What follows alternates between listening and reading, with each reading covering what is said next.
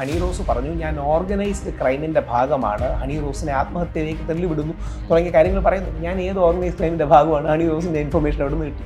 Organised crime എന്നൊക്കെ പറഞ്ഞാൽ വളരെ ഗ്രാവിറ്റിയുള്ള വേർഡാണ്. ദിലീപിനെതിരെ ശക്തമായ തെളിവ് ഉണ്ടത്രേ എന്ന് പറഞ്ഞാൽ ദിലീപിനെതിരെ തെളിവുണ്ടെന്ന് സാധാരണക്കാരന് തോന്നും. കാവ്യ മാധവനാണ് മാഡം. അതായത് ഇതിന്റെ പിന്നിൽ ഒരു മാഡം ഉണ്ട്. ഒരാഴ്ചയോളം ഞാൻ തന്നെ പല മുഖ്യധാരാ ചാനലുകളിൽ വിടുന്ന കാവ്യാണോ മാഡം? എന്ത് തെറ്റ് ചെയ്തു എന്നാ പറയുന്നത് ശ്രീ ദിലീപ്? എന്തിനാണ് ശ്രീ ദിലീപ് ഈ അതിജീവിതയെ കൊടുക്കുന്നത്? പോലീസ് പറയുന്നത് ഈ അതിജീവിത കാരണമാണ് ശ്രീ ദിലീപിന്റെയും മുമ്പുള്ള അദ്ദേഹത്തിന്റെ ഭാര്യ ശ്രീമതി മഞ്ജുവാരുടെയും കല്യാണം തകരുകയും ഒരു കല്യാണം കഴിക്കാൻ കാരണക്കാരിയും അങ്ങനെ ഒരു വ്യക്തിയെ കാവ്യമാധവൻ കൊടുക്കുന്നു. പ്രമുഖ നടന്മാരെല്ലാം പീഡകരാണ്, മോശക്കാരാണെന്നൊക്കെ പറയും. ഇപ്പൊ എന്തായി? പല കേസുകളും അതിനോടനുബന്ധിച്ച് വന്ന കേസുകൾ. ശ്രീ രഞ്ജിത്തിനെതിരെയുള്ള കേസ്, രേവതിക്ക് എന്റെ നഗ്ന ചിത്രങ്ങൾ രഞ്ജിത്ത് അയച്ചു കൊടുത്തു എന്നൊക്കെ പറഞ്ഞ് ഒരു ആള് വന്നു. ശ്രീ മുകേഷിനെതിരെയുള്ള പരാതി, റേപ്പ് ചെയ്ത ഒരു ആണിനെതിരെ ആണിന് ആർക്കെങ്കിലും ഉമ്മയൊക്കെ അയക്കുമോ, ഫ്ലൈങ് കിസ് ഒക്കെ അയക്കുമോ, കാശി ഒഴിക്കുമോ? നിവിൻ പോളിയുടെ റേപ്പിന്റെ കാര്യം കണ്ടു കാണും. ഡിസംബർ 15-16 റേപ്പ് ചെയ്തു എന്ന് പറഞ്ഞു. എന്നിട്ട് കുറച്ച് കഴിഞ്ഞ് ഈ കുട്ടിയോട് ചോദിച്ചപ്പം ഉറക്കപ്പിച്ചിൽ ഞാൻ ഡേറ്റ് മാറ്റി പറഞ്ഞതാണ്. ഇത് കേവലം ഒരു തെളിവ് പോലും ഇല്ലാതെ ഒരു ലൈവിൽ വന്നിരുന്ന് പറഞ്ഞാൽ അത് വിശ്വസനീയമാവുന്ന തരത്തിലോട്ട് ഇത് കൃത്യം കണക്കായിട്ട് പറയാം. ശ്രീ സിദ്ദിഖിനെതിരെ വ്യാജപരാതി കൊടുത്ത 14 പേർക്കെതിരെ ഫേസ്ബുക്കിൽ വ്യാജപരാതി ഇട്ട വ്യക്തിക്ക് ₹1 ചെലവില്ല. വെറുതെ മൊബൈലിൽ ഫേസ്ബുക്കിൽ ഇടുക. ശ്രീ സിദ്ദിഖിന് ഏറ്റവും കുറഞ്ഞ 30-40 ലക്ഷം രൂപ ചിലവാക്കാം. ഷാരനാണ് ഗ്രീഷ്മയെ കൊന്നിരിക്കട്ടെ. രാഹുൽ ഈശ്വർ ഇതേപോലെ ചാനലിൽ പരിപാടിക്ക് വന്നിരുന്നത്. ഷാരൻ റാങ്കൊക്കെ കിട്ടുന്നവരാണ്. ഷാരന് ഗതിയില്ലായിരുന്നു. അവൾ തലയിൽ നുഞ്ഞു പോകുന്നില്ലായിരുന്നു. അവസാനം ഗത്യന്തരമില്ലാതെ അന്തസ്സോടെ കഷായം കലയ്ക്ക് കൊടുത്തു. ചിലപ്പോ ഒക്കെ കഷായം ഷാരന് കൊടുക്കേണ്ടി വരും എന്ന് ഞാൻ പറഞ്ഞിരുന്നെങ്കിൽ എന്നെ അറസ്റ്റ് ചെയ്യൂലേ? എനിക്ക് വളരെ സർപ്രൈസ്ഡ് ആയി തോന്നി. അതായത് വളരെ ക്ലോസ് നിറ്റായി നിൽക്കുന്ന ഗ്രൂപ്പിലെ സുരേഷ് കുമാർജിയും മറുഭാഗത്ത് ആന്റണി പെരുമ്പാർജിയും, അത് കൈ പേരെ കേട്ടാസൻ അതിരതില്ല എന്ന് പറയുന്ന മോഡലിലെ ഒരുപക്ഷെ എമ്പുരാന്റെ ബഡ്ജറ്റിനെ കുറിച്ചൊക്കെ പറഞ്ഞതായിരിക്കും പ്രൊവോക്ഡ് ആയത്. പ്രൊഡ്യൂസേഴ്സിന് കുറച്ച് ഇഷ്യൂസ് ഉണ്ടെന്നുള്ള സത്യമാണ്. 100 കോടിയിലേക്ക് കളക്ട് ചെയ്യുന്നു, അല്ലെങ്കിൽ മറ്റേ പുലിമുരുകൻ 100 കോടി എത്തി, അല്ലെങ്കിൽ KGF 1000 കോടി എത്തി. അപ്പോൾ പുഷ്പ സിനിമ വലിയ ഗുണമൊന്നുമില്ല, പുഷ്പ 1500 കോടി കളക്ട് ചെയ്തു എന്നൊക്കെ പറയുമ്പോൾ ഒരു ആൾക്കാർക്ക് ബാൻഡ് വാഗൺ എഫക്ട്. അഭിപ്രായ സ്വാതന്ത്ര്യം ഉണ്ടെന്ന് പറയുന്ന അതേ നാട്ടിൽ തന്നെ എത്രത്തോളം അഭിപ്രായങ്ങളുടെ പേരിൽ വേട്ടയാടപ്പെട്ട വേറൊരു മനുഷ്യനുണ്ടോ എന്നുള്ളത് സംശയമാണ്. ചാനൽ ചർച്ച വേദികളിലെ സ്ഥിര സാന്നിധ്യം, എപ്പോഴും അഭിപ്രായങ്ങളിൽ വേറിട്ട ശബ്ദം, രാഹുൽ ഈശ്വർ. നമസ്കാരം. ഈ പലപ്പോഴും നമ്മൾ ഈ ചാനൽ ചർച്ചൽ വേദികളിൽ നമ്മൾ പ്രതിനിധീകരിക്കുന്ന ഒരു വിഭാഗം ഉണ്ടായിരിക്കും. അത് പല മേഖലകളിൽ നിന്നായിരിക്കാം. ഒരുപക്ഷെ രാഷ്ട്രീയ നിരീക്ഷകൻ, സാമൂഹിക നിരീക്ഷകൻ, താങ്കളെ സംബന്ധിച്ചിടത്തോളം വക്കീലാണ്, ആക്ടിവിസ്റ്റാണ്, അങ്ങനെ പല പ്രതിനിധീകരിക്കുന്ന വിഭാഗങ്ങളുണ്ട്. ശരിക്കും രാഹുൽ ഈശ്വർ സ്വയം വിലയിരുത്തുന്ന സമയത്ത് എങ്ങനെ വിശേഷിപ്പിക്കാനാണ് ശരിക്കും ആഗ്രഹിക്കുന്നത്? ഞാൻ പൊതുവെ ഫിലോസഫി ഓഥർ, നാഷണൽ മീഡിയ ഒക്കെ പലപ്പോഴും കൊടുക്കുമ്പോൾ ഫിലോസഫി ഓഥർ എന്നാണ് കൊടുക്കാറുള്ളത്. ഓഥർ ആകാം, ആക്ടിവിസ്റ്റ് ആകാം. ഒരാൾക്ക് ഒരു ഐഡന്റിറ്റി അല്ല, മൾട്ടിപ്പിൾ ഐഡന്റിറ്റീസ് ആണ്. ആക്ടിവിസ്റ്റ് ആകാം, അല്ലെങ്കിൽ അഭിഭാഷകനാകാം, എഴുത്തുകാരനാകാം, ബാക്കിയുള്ള കാര്യങ്ങളാകാം. അപ്പം നമ്മളെല്ലാം പലതിൻ്റെയും കോമ്പിനേഷനാണ്. മാധ്യമപ്രവർത്തകനാകാം. അപ്പം കോമ്പിനേഷനാണ് എല്ലാവരും. എനിക്ക് തോന്നുന്നു സോഷ്യൽ ക്രിട്ടിക് കുറച്ചുകൂടെ കറക്റ്റ് ഇത്തരം കാര്യങ്ങളെ വിളിക്കുന്നത് പബ്ലിക് പോളിസി അനലിസ്റ്റ് എന്നാണ്. അതാണ് നമ്മുടെ നാട്ടിൽ അത് ആ പ്രയോഗം അത്ര പോപ്പുലർ അല്ല. പബ്ലിക് പോളിസി അനലിസ്റ്റ് ആണ് യഥാർത്ഥത്തിൽ. അതായത് പബ്ലിക് പോളിസി എങ്ങനെ ആകണം, സമൂഹത്തിന്റെ ഒരു പബ്ലിക് നയങ്ങൾ എങ്ങനെ ആകണം, അത്തരം വിഷയങ്ങളിലാണ് എനിക്ക് കൂടുതൽ താല്പര്യം. ഈ എവിടേക്കും നമ്മൾ പറയുന്ന അഭിപ്രായങ്ങളിൽ അല്ലെ, ഇപ്പൊ നമ്മൾ സംസാരിക്കുന്ന വിഷയത്തിനെ കുറെ കൂടി മെജോറിറ്റി അഗെയിൻസ്റ്റ് ആയിട്ട് നിൽക്കുന്നു എന്നുള്ള ഒരു സിറ്റുവേഷനിൽ പോലും ഈ ശബ്ദത്തെ അല്ലെങ്കിൽ എത്രത്തോളം ആളുകൾ ഉൾക്കൊള്ളുന്നു എന്നുള്ളതിനെ കുറിച്ച് ചിന്തിക്കാതെ എങ്ങനെയാണ് ആ ശബ്ദത്തോളം? എനിക്ക് തോന്നിയൊരു കാര്യമേ, നമ്മൾ സംസാരിക്കുന്ന കാര്യം ട്രൂത്ത് ആണോ നമ്മൾ കൺഫേം ചെയ്താൽ മതി. നമ്മൾ സംസാരിക്കുന്ന കാര്യം ആൾക്കാർക്ക് ഇഷ്ടമുണ്ടോ, ആൾക്കാർക്ക് ഇഷ്ടമുള്ളോ ഒക്കെ സെക്കൻഡറി കാര്യങ്ങളാണ്.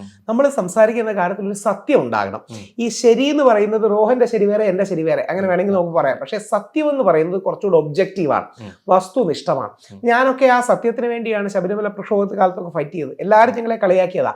കാര്യം 4-1 എന്ന സുപ്രീം കോടതി വിധി വന്നാൽ എന്തായാലും മാറില്ല, നിങ്ങൾ എന്തായാലും പരാജയപ്പെടുമെന്ന് പറയുമ്പോഴും ഞങ്ങൾക്ക് ഉറപ്പുണ്ടായിരുന്നു ഞങ്ങൾ ജയിക്കുമെന്ന്. കാര്യം നമ്മൾ പറയുന്നത് സത്യമാണ്. അപ്പൊ ആ ട്രൂത്തിനെ സ്റ്റാൻഡ് ചെയ്താൽ മതി. ഞാൻ ആ അർത്ഥത്തിൽ ഒരു ഗാന്ധിയനാണ്.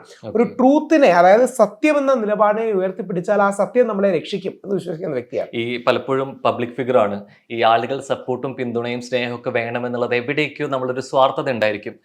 ഇതിങ്ങനെ ഉണ്ടാവുമ്പോൾ പലപ്പോഴും പല വിഷയങ്ങളിലും ഒരു നിഷ്പക്ഷത നമ്മൾ കൊണ്ടുപോകേണ്ടി വരും അല്ലെ. അത്തരത്തിലൊരു നിഷ്പക്ഷത കാണിക്കാതിരിക്കുന്ന, ശരിക്കും ടെക്നിക്കലി പറഞ്ഞാൽ നിഷ്പക്ഷം എന്നൊരു പക്ഷമില്ല. എല്ലാവർക്കും എന്തെങ്കിലുമൊക്കെ പക്ഷമുണ്ട്. നമുക്ക് നിഷ്പക്ഷമാവാൻ പറ്റില്ല, ഇമ്പാർഷ്യൽ ആവാൻ പറ്റില്ല, പക്ഷെ ഒബ്ജക്റ്റീവ് ആവാൻ പറ്റും. അതായത് ഇമ്പാർഷ്യാലിറ്റി വേറെ, ഒബ്ജക്ടിവിറ്റി വേറെ, നിഷ്പക്ഷത വേറെ, വസ്തുനിഷ്ഠത വേറെ. നമുക്കപ്പോൾ നിഷ്പക്ഷ ആവണ്ട, പക്ഷേ ഞാനിപ്പം പലപ്പോഴും പറയണം, എൻ്റെ ഐഡന്റിറ്റി ഞാനൊരു ഹിന്ദു വലതുപക്ഷ ആക്ടിവിസ്റ്റാണ്, ഹിന്ദു റൈറ്റ് വിങ് ആക്ടിവിസ്റ്റ് ആണെന്ന് പറഞ്ഞു തന്നെയാണ് ഞാൻ തുടങ്ങാറുള്ളത്. അപ്പോൾ എൻ്റെ പൊളിറ്റിക്കൽ പൊസിഷൻ അങ്ങനെയാണ്. ഒരു സ്പെക്ട്രം എടുക്കുകയാണെങ്കിൽ ലെഫ്റ്റ് അല്ല, റൈറ്റ് ലീനിങ് ആണ്, ഹിന്ദു കമ്മ്യൂണിറ്റി എന്നുള്ള വ്യക്തിയാണ്. അപ്പം നമ്മുടേതായിട്ടുള്ള കമ്മ്യൂണിറ്റി ഇൻട്രസ്റ്റ് അടക്കമുള്ള കാര്യങ്ങൾ ഹൈലൈറ്റ് ചെയ്യുന്നു, എന്നാൽ അതോടൊപ്പം മതസൗഹാർദ്ദവും ബഹുസ്വരതയും വേണമെന്ന് പറയുന്നു. അപ്പം നിഷ്പക്ഷത എന്നൊരു പക്ഷമില്ല, പക്ഷേ വസ്തുനിഷ്ഠത എന്നൊരു സത്യമുണ്ട്. ആ സത്യത്തെയാണ് നമ്മൾ സ്വീകരിക്കേണ്ടത്. ഈ ഹിന്ദുപക്ഷത്തെ ചേരുമ്പോഴും അതിന് ഒപ്പം തന്നെ സംസാരിക്കുമ്പോൾ പോലും ലാലു ഈശ്വറിന്റെ യൂട്യൂബ് പേജിൽ ഇത്തരത്തിൽ ഒരു മതസ്പർദ്ധ വളർത്തിയെടുക്കാൻ വരുന്ന സംസാരിക്കുന്ന ഒരാളെ ഓഡിയൻസ് ഓടിച്ചു വിട്ടു എന്നതിനെ വളരെ സന്തോഷപൂർവ്വം അവതരിപ്പിക്കുന്നത് കണ്ടു അല്ലെ. അപ്പൊ ഇതിനൊപ്പം തന്നെ ഈ മതസൗഹാർദ്ദത്തിന് കൂടി കൂട്ടുപിടിക്കുന്നത് എപ്രകാരമാണ്? ഗാന്ധിയൻ പൊസിഷൻ അതാണ് കറക്റ്റ്. അതായത് ഗാന്ധിജി യഥാർത്ഥത്തിൽ ഒരു ഹിന്ദു ആക്ടിവിസ്റ്റ് ആണ്. നമ്മൾ പലപ്പോഴും ഗാന്ധിയെ പഠിക്കുന്നത് വിശ്വപൗരനായിട്ടൊക്കെയാണ്, അങ്ങനെ തന്നെയാണ്, ഇല്ലെന്നല്ല.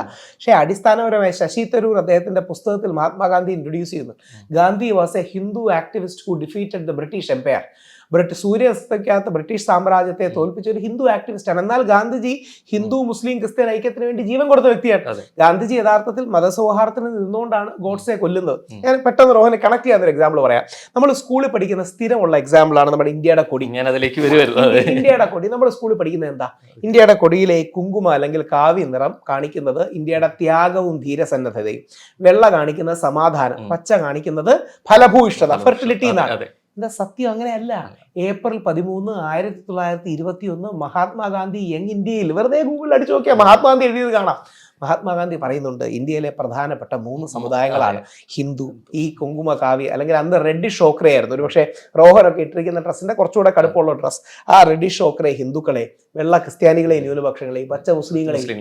ഈ സത്യസന്ധതയാണ് നമുക്കില്ലാത്തത്. അപ്പം ഇത് വളഞ്ഞു കെട്ടി മതേതരവൽക്കരിച്ച് ഇത് മതമൊന്നും അല്ലെന്ന് പറയേണ്ട ആവശ്യമില്ല. ഇതിങ്ങനെയാണ് ഗാന്ധിജി. അതായത് വ്യത്യസ്തത നമ്മുടെ ഇടയിലുണ്ട്, അതേ ഒരുമിച്ച് കൊണ്ടുവന്നാൽ മതി. ഇപ്പൊ ഒരു വരി കൂടെ പറഞ്ഞാൽ ക്ലിയർ ആവും. രഘുപതി രാഘവ രാജാറാം എന്ന് പറഞ്ഞ ഗാന്ധിജി ഭജനം കേട്ടിട്ടുണ്ടല്ലോ.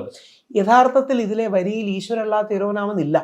ലക്ഷ്മണാചാര്യ 500 വർഷം മുമ്പ് എഴുതിയ നോർത്ത് ഇന്ത്യയിൽ വളരെ പോപ്പുലറായ ഈ ഭജനത്തിലെ 2 വരികൾ ഗാന്ധിജി എഡിറ്റ് ചെയ്ത് മാറ്റിയിട്ട് ഗാന്ധിജി എഴുതി ചേർത്തതാണ് ഈശ്വരല്ലാ തേരോനാം സബ്കോ സന്മതി ദേ ഭഗവാൻ. അതായത് അതിനെ മതസൗഹാർദ്ദവൽക്കരിച്ചതാണ്. അപ്പം ഈ ബഹുസ്വരതയാണ് നമുക്ക് വേണ്ടത്. അതുകൊണ്ട് ഞാൻ പറയാറുണ്ട്, ഞാൻ മതേതരവാദിയല്ല, ഞാൻ നിഷ്പക്ഷനല്ല, ഞാൻ മതേതരനല്ല, ഞാൻ പക്ഷേ മതസൗഹാർദ്ദവാദിയാണ്. സാഹോദര്യം നമ്മളൊരു പക്ഷേ ഈ ഒരു മതത്തിന്റെ പക്ഷം ചേരുമ്പോഴും അതിനുവേണ്ടി സംസാരിക്കുമ്പോഴും ഇതിനൊപ്പം തന്നെ മതസൗഹാർദ്ദം കൂടി കൊണ്ടുപോകുക എന്നുള്ളത് ഇത് ബാലൻസ് ചെയ്യാനുള്ള ബുദ്ധിമുട്ടുകൾ എവിടേക്ക് ഒരു ഇരട്ടത്താപ്പായി മാറുന്ന സാഹചര്യങ്ങളുണ്ടോ? ശരിക്കും നേരെ തിരിച്ചെന്ന് പറഞ്ഞാൽ ഇതാണ് ഇന്ത്യയുടെ ലൈൻ. അതായത് കോടിക്കണക്കിന് ഹിന്ദു ജനത ശബരിമലയിൽ പോകുമ്പോൾ പോണ വഴിക്ക് അയ്യപ്പന്റെ ക്രിസ്ത്യൻ സുഹൃത്തായ വെളുത്ത അർത്തുങ്കൽ, അതായത് ആലപ്പുഴ അർത്തുങ്കൽ പള്ളിയിലെ വെളുത്ത അല്ലെങ്കിൽ ബാവരസ്വാമിയെ കണ്ടു തൊഴുതിട്ടാണ് പോകുന്നത്. അതായത് എന്നെ കാണാൻ വരുന്നവരാദ്യം വെളുത്തേയും വാവരെയും തൊഴുതിട്ട് വരണമെന്ന് പറഞ്ഞാണ് അയ്യപ്പന്റെ പറയുന്നത്. അയ്യപ്പന്റെ ബെസ്റ്റ് ഫ്രണ്ടാണ് ഈ വാവർ എന്ന് പറയുന്നത്. അലിയുടെയും പാത്തുമ്മയുടെയും മോനായ വാവർ എന്ന് പറഞ്ഞാൽ പുള്ളിയുടെ പേര് ബാബർ എന്നാണ്. അതായത് ഈ വന്ദേ മാതരവും വായും ബായും നമ്മുടെ ഭാഷയിൽ മാറും. പുള്ളിയുടെ പേര് അലിയുടെയും ഫാത്തിമ, പാത്തുമ്മ എന്ന് പറഞ്ഞാൽ ഫാത്തിമയുടെയും മകനായ വാവരാണ്. ഈ ബാലൻസ് ആണ് ഇന്ത്യ. ഇനി കൗതുകമുള്ളൊരു സാധനം പറയാം, പ്രത്യേകിച്ച് യങ്ങർ ജനറേഷൻ അറിഞ്ഞിരിക്കേണ്ട കാരണം, ശബരിമല പോണ വഴി എരുമേലി എന്ന് പറഞ്ഞൊരു സ്ഥലമുണ്ട്. എരുമേലി വളരെ ഫേമസ് ആണ്. എരുമേലി അമ്പലവും പള്ളിയും എല്ലാം കൂടി ഒരുമിച്ച് നിൽക്കുന്നതാണ്. അവിടെ അയ്യപ്പന്റെ അമ്പലത്തിനുള്ളിൽ വാവർക്ക് വേണ്ടി ഒരു നട വെച്ചിട്ടുണ്ട്. ആ നടയിൽ ഒരു വിഗ്രഹമില്ല, വെറുതെ ഒരു ആർച്ച് മാത്രമാണ് വെച്ചിരിക്കുന്നത്. അതായത് വെറുതെ ഒരു ആർച്ച് മാത്രമേ ഇവിടെ ഇങ്ങനെ കാണാൻ പറ്റൂ. അതിന്റെ അർത്ഥം എന്ന് പറഞ്ഞാൽ മുസ്ലിം മതവിശ്വാസികൾക്ക്, ക്രിസ്ത്യൻ മതവിശ്വാസികൾക്ക് വിഗ്രഹാരാധനയില്ല, സഗുണാരാധനയില്ല. നമ്മൾ അവരെ ബഹുമാനിക്കുമ്പോൾ അവരേത് രീതിയിൽ ആദരിക്കുന്നുവോ ആ രീതിയിൽ നമ്മൾ എടുക്കുന്നു. അതായത് വാവർക്ക് ഹലാൽ അല്ലാത്തത് എൻ്റെ അമ്പലത്തിനുള്ളിൽ പോലും വേണ്ട. വാവർക്ക് ഹലാലായത് മാത്രമേ എൻ്റെ അമ്പലത്തിനുള്ളിൽ മതി, വാവർക്ക് ഹറാമായത് എൻ്റെ അമ്പലത്തിനുള്ളിൽ വാവരെ സ്മരിക്കുമ്പോൾ വേണ്ട എന്ന് പറഞ്ഞ അയ്യപ്പനാണ് നമ്മുടെ റോൾ മോഡൽ. ഇപ്പൊ കൗതുകമുള്ളൊരു കാര്യം പറയാം, ഇന്ത്യയിലെ ഏറ്റവും നല്ല ക്രിസ്മസ് സെലിബ്രേഷൻ നടക്കുന്ന സ്ഥലങ്ങളിലൊന്നും ഏതാണെന്നറിയാമോ? അത് സ്വാമി വിവേകാനന്ദന്റെ ഹിന്ദു ആശ്രമമാണ്, ബേലൂർ മഠം. വെറുതെ ഗൂഗിളിൽ പോയി സെർച്ച് ചെയ്ത് നോക്കിയാൽ ഡിസംബർ 24 അവിടുത്തെ സെലിബ്രേഷൻ, ക്രിസ്മസ് ഈവ് സെലിബ്രേഷനാണ് നടക്കുന്നത്. ഹിന്ദു സന്യാസിമാർ കാവ്യമൊക്കെ ധരിച്ച് യേശു ക്രിസ്തുവിന്റെയും ഉണ്ണിയേശുവിന്റെയും അമ്മ മേരിയുടെയും ചിത്രത്തിന് ആരതി ഒഴിയുന്ന ചിത്രങ്ങൾ കാണും. ഇത് ബാലൻസിങ് അല്ല, ഇത് അദ്ദേഹത്തിന് ഇത് മനഃപൂർവ്വം ബാലൻസ് ചെയ്യാൻ ചെയ്യുന്നതല്ല. ഇതാണ് ഇന്ത്യയുടെ സോൾ. പലപ്പോഴും ഈ ആഘോഷങ്ങൾ എന്നുള്ള രീതിയിലേക്ക് ഇപ്പൊ ഉത്സവം ആയിക്കോട്ടെ, പെരുന്നാളായിക്കോട്ടെ, മറ്റെന്ത് ആഘോഷങ്ങളാണെങ്കിൽ പോലും ഇതൊരു വിശ്വാസത്തിന്റെ ഭാഗമായിട്ട് എന്ന് കരുതാതെ ഇതൊരു ആഘോഷങ്ങളാണ് എന്നുള്ള ഒരൊറ്റ ചിന്തയിൽ പോയി എന്തുകൊണ്ട് മാറി ഇത് വിശ്വാസപരമായിട്ട് കൂടി ചിന്തിച്ചെടുക്കുന്നത് എവിടേക്ക് ഇതൊരു ഒരു അജണ്ട പ്രൊപ്പഗണ്ടൊക്കെ ആയിട്ട് മാറുന്നുണ്ടോ? അത് രാഷ്ട്രീയപരമായിട്ട് വിശ്വാസമായും കൂടെ ചിന്തിച്ചെടുത്താലേ എന്താ പ്രശ്നം? ഇതിന്റെ പ്രശ്നം എന്ന് പറഞ്ഞാൽ അതിനെ വർഗീയതയാക്കാതിരുന്നാൽ മതി, അല്ലെങ്കിൽ വിദ്വേഷമാക്കാതിരുന്നാൽ മതി, അല്ലെങ്കിൽ പരസ്പര വിരോധമാക്കാതിരുന്നാൽ മതി. ആ രീതിയിലുള്ള ഒരു ബാലൻസ് ആണ് ഇന്ത്യയുടെ ഏറ്റവും വലിയ സോൾ. വിവേകാനന്ദന്റെ കയ്യിൽ എപ്പോഴും സൂക്ഷിച്ചിരുന്ന 2 പുസ്തകങ്ങളായിരുന്നു. അതായത് വിവേകാനന്ദൻ ഇന്നത്തെ പോലെ മതസൗഹാർദ്ദ ഫോട്ടോഷൂട്ടിന് വേണ്ടി ചെയ്യുന്നതല്ല, ജെനുവിൻലി വിവേകാനന്ദന്റെ കയ്യിൽ 2 പുസ്തകം. ഒന്ന് ഭഗവത്ഗീതയാണ്, 2 ഇമിറ്റേഷൻ ഓഫ് ക്രൈസ്റ്റ്. അതായത് ബൈബിള് കഴിഞ്ഞാൽ ക്രിസ്തീയ ലോകത്തിലെ ഏറ്റവും കൂടുതൽ വായിക്കപ്പെടുന്ന പുസ്തകങ്ങളിലൊന്നാണ് ഇമിറ്റേഷൻ ഓഫ് ക്രൈസ്റ്റ്. ഇതാണ് വിവേകാനന്ദൻ കയ്യിൽ സ്വീകരിച്ചത്. യേശുക്രിസ്തുവിനെ കുറിച്ച് ഏറ്റവും നല്ല പഠനങ്ങളിലൊന്ന് വിവേകാനന്ദന്റെ പുസ്തകമാണ് ജീസസ് ദി പ്രോഫറ്റ്. എന്നാ പേര് പറ്റുമോ? ജീസസ് ക്രൈസ്റ്റ് എന്നോ ജീസസ് ദി പ്രോഫറ്റ് എന്നോ എന്നാണ് എൻ്റെ പേര്. ഞാൻ വായിച്ചിട്ടുള്ള പുസ്തകം. ഇതാണ് ഇന്ത്യയുടെ സോൾ. വിവേകാനന്ദന്റെ ഗുരു ശ്രീരാമകൃഷ്ണ പരമഹംസൻ, അദ്ദേഹം എല്ലാ മതങ്ങളും പ്രാക്ടീസ് ചെയ്ത് നോക്കിയിട്ടുള്ള വ്യക്തിയാണ്. അതായത് ചുമ്മാ എല്ലാ മതവും നല്ലതാണെന്ന് നമ്മൾ പറയാറുണ്ട്. പകരം ക്രിസ്തു മതത്തിൽ ക്രിസ്ത്യാനിയായിരുന്നു കുറച്ചു കാലം അത് പ്രാക്ടീസ് ചെയ്തു, ഇസ്ലാമായത് പ്രാക്ടീസ് ചെയ്തു, ബൗദ്ധനായി പ്രാക്ടീസ് ചെയ്തു. എന്ന് പറഞ്ഞാൽ അത് പ്രാക്ടീസ് ചെയ്യുമ്പോൾ അതിൻ്റെ ചിട്ടവട്ടങ്ങൾ, ആചാരാനുഷ്ഠാനങ്ങൾ, വിശ്വാസ മര്യാദകളെല്ലാം പുള്ളി പാലിക്കും. ഇതാണ് ഇന്ത്യ ലോകത്തിനെ പഠിപ്പിച്ച ഏറ്റവും വലിയ നന്മയും സത്യവും. ഈ മാറ്റങ്ങൾ സംഭവിക്കുന്നത് കൂടുതലും എവിടെയാണ്? ഈ രാഷ്ട്രീയമായിട്ടുള്ള മുതലെടുപ്പുകളാണ്. ഈ മാറ്റങ്ങൾ സംഭവിക്കുന്ന അടിസ്ഥാനപരമായി മതത്തെ രാഷ്ട്രീയത്തിന് വേണ്ടി മറ്റും ദുരുപയോഗം ചെയ്യുമ്പോഴാണ്. പൊളിറ്റിക്സിന് വേണ്ടി റിലീജിയനെ മിസ്യൂസ് ചെയ്യുമ്പോഴാണ്. ഗാന്ധിജി പൊളിറ്റിക്സിന് വേണ്ടി റിലീജിയനെയും സ്പിരിച്വാലിറ്റിയും പോസിറ്റീവ്ലി യൂസ് ചെയ്തു. അപ്പം ഇത് ജെനുവിനിറ്റി വേണം. അതായത് ഇന്ന് വെറുതെ മറ്റേ ഫോട്ടോഷൂട്ടിന് വേണ്ടിയുള്ള മതസൗഹാർദ്ദം ആവരുത്, ജെനുവിനായ സൗഹാർദ്ദം വേണം. ഞാൻ പലപ്പോഴും വെളിയിൽ പോകുമ്പോൾ വളരെ അഭിമാനത്തോടെ പറയുന്നതാണ്, പക്ഷെ റോഹൻ അറിയാമെന്നറിയില്ല, ഇന്ത്യയിലെ ഏറ്റവും വലിയ യേശുക്രിസ്തുവിന്റെ ചുവർ ചിത്രം, ഒരു വീടിനുള്ളിലുള്ള ചുവർ ചിത്രം ഉള്ളത് എൻ്റെ വീട്ടിലാണ്. എൻ്റെ വീടാണ്. ഏകദേശം 140 സ്ക്വയർ ഫീറ്റ് ഉള്ള യേശുക്രിസ്തുവിന്റെ ചുവർ ചിത്രമാണ്. ഞങ്ങൾ ഈ ചിത്രം ചെയ്യാൻ വേണ്ടിയാണ് ഈ വാൾ ഇങ്ങനെ ആക്കിയത് തന്നെ. ഇത് മതസൗഹാർദ്ദത്തിന് വേണ്ടിയല്ല, എനിക്ക് യേശുക്രിസ്തുവിൽ ജെനുവിൻലി വിശ്വാസമാണ്. എനിക്ക് യേശുക്രിസ്തുവിൽ ജെനുവിൻലി വിശ്വാസമോ അല്ലെങ്കിൽ ഇഷ്ടമോ ഒത്തുള്ള കാര്യങ്ങൾ കൊണ്ട് ഇന്ത്യയുടെ കൾച്ചർ എന്ന് പറഞ്ഞാൽ ഈ സ്പിരിച്വാലിറ്റികളെയെല്ലാം ബഹുമാനിക്കുന്ന കൾച്ചറാണ്, റെസ്പെക്ട് ചെയ്യുന്ന കൾച്ചറാണ്. അത് ഹിന്ദു ആണെങ്കിലും ക്രിസ്ത്യാനി ആണെങ്കിലും മുസ്ലിം ആണെങ്കിലും ജൂതനാണെങ്കിലും ജൈതനാണെങ്കിലും ബുദ്ധനാണെങ്കിലും സിഖ് ആണെങ്കിലും നമ്മുടെ ജസ്റ്റ് ഏത് മതക്കാരാണെങ്കിലും നോക്കിയാൽ മതി, ഈ അമ്പലമോ പള്ളിയോ ആരാധനാലയോ ആണെങ്കിൽ നമുക്കൊരു ഇമ്മീഡിയറ്റ് റെവറൻസ് ഉണ്ടാകും, ഒരു റെസ്പെക്റ്റ് ആണ്. അപ്പം അത് നമ്മുടെ ഏറ്റവും വലിയ കാര്യമാണ്. അതായത് ചില വെസ്റ്റേൺ രാജ്യങ്ങളിലൊക്കെ Quran burning, Bible burning, Gita burning എന്നൊക്കെ പറഞ്ഞ് കുറേ പരിപാടികൾ അവർ നടത്തും. നമ്മുടെ നാട്ടിൽ ഏറ്റവും വലിയ വിദ്വേഷവാദിക്ക് പോലും ചിന്തിക്കാൻ പറ്റൂല. അതായത് ഈ നാട്ടിലുള്ള ഏറ്റവും വലിയ തീവ്ര ഹിന്ദുത്വവാദിക്കും ഗോഡ്സേവാദിക്കും പരിശുദ്ധ ഖുറാനോ അല്ലെങ്കിൽ വേറെ ഏതെങ്കിലും ഒരു പുസ്തകമോ അഗ്നിക്കിരയാക്കുന്നത് ചിന്തിക്കാൻ പറ്റൂല. കാര്യം അത് നാട്ടുകാർ റിയാക്ട് ചെയ്യും. കാര്യം നമ്മൾ അതിനെയും പവിത്രമായി കാണുന്നതാണ്. അതാണ് നമ്മുടെ ഒരു കൾച്ചർ. നമ്മുടെ കൾച്ചറിന് ഈ തിരുവനന്തപുരത്ത് വന്നിട്ടുണ്ടോന്നറിയില്ല, തിരുവനന്തപുരത്ത് കടുവാപ്പള്ളി എന്നൊരു സ്ഥലമുണ്ട്, ഉറപ്പായിട്ട് വരേണ്ട സ്ഥലമാണ്. കടുവാപ്പള്ളിയിൽ ഒരു മുസ്ലിം പള്ളിയുണ്ട്. ഞങ്ങളെല്ലാം പോകുമ്പോൾ അവിടെ ആൾക്കാർ കാശറി, അതായത് അത് 50 രൂപ, 50 പൈസ, 1 രൂപ, 10 രൂപ തുട്ടുകൾ എറി. കുറച്ചു കാലം കഴിഞ്ഞാൽ ഒരു 50 തുടങ്ങി, ആൾക്കാർ ഇപ്പോൾ അവിടെ എറി. നമുക്ക് അങ്ങനെ വ്യത്യാസമൊന്നുമില്ല. അതായത് പോകുമ്പോ ദൈവമേ കാത്തോളിനെ എന്ന് പറഞ്ഞ് കൊടുക്കുന്ന ഒരു സാധനമുണ്ട്. സോ ഇത്തരത്തില് ഇപ്പൊ ഈ ആൾദൈവങ്ങളെ കുറിച്ച് പറയുമ്പോഴാണെങ്കിൽ പോലും ആൾദൈവം വേറെ, പ്രതിഷ്ഠ വേറെ. പ്രതിഷ്ഠ എന്ന് പറഞ്ഞാൽ തന്ത്രശാസ്ത്രത്തിന്റെ അടിസ്ഥാനത്തിൽ പ്രാണപ്രതിഷ്ഠ നടത്തി ഒരു തന്ത്രി ഉണ്ടാക്കുന്ന മന്ത്രങ്ങളും തന്ത്രങ്ങളും ഒക്കെയുള്ള ഒരു സാധനത്തെയാണ് നമ്മൾ പ്രതിഷ്ഠ എന്ന് പറയുന്നത്. ആൾദൈവം എന്ന് പറഞ്ഞാൽ പലപ്പോഴും ഒരു കോൺമാൻ ആണ്, അല്ലെങ്കിൽ ഒരു ഫ്രോഡാണ്, ഷാർലറ്റൻ ആണെന്നൊക്കെ നമ്മൾ പറയും.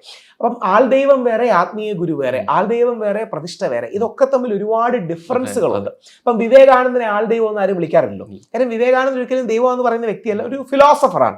അപ്പം വിവേകാനന്ദനെ പോലുള്ള ആൾക്കാരെയാണ് നമുക്ക് യഥാർത്ഥത്തിൽ വേണ്ടത്. ആൾദൈവങ്ങളുണ്ടോ? 100% ഉണ്ട്. ആസാറാം ബാപ്പുവിനെ പോലുള്ളവർ, അങ്ങനെ പിന്നെന്താ നിത്യാനന്ദ എന്ന് പറയുന്ന, ഇപ്പം മറ്റേ കൈലാസം എന്ന് പറയുന്ന വിദേശ രാഷ്ട്ര, എനിക്ക് അവരുടെ ഒരു പുള്ളിയുടെ IIT-യിലെ ഒരു സയന്റിസ്റ്റ് കൂടെയായ ഒരു ഫോളോവർ ഉണ്ട്. എങ്ങനെ കിട്ടിയെന്ന് എനിക്കറിയില്ല. ഇവർ പറയുന്ന ഒരു ദിവസം നിത്യാനന്ദ പറയുകയാണ്, ഞാൻ ഇന്ന് 1/2 മണിക്കൂർ എണീക്കാൻ താമസിച്ചു, ഒരു സൂര്യൻ ഉദിക്കാൻ 1/2 മണിക്കൂർ താമസിച്ചു എന്നൊക്കെ.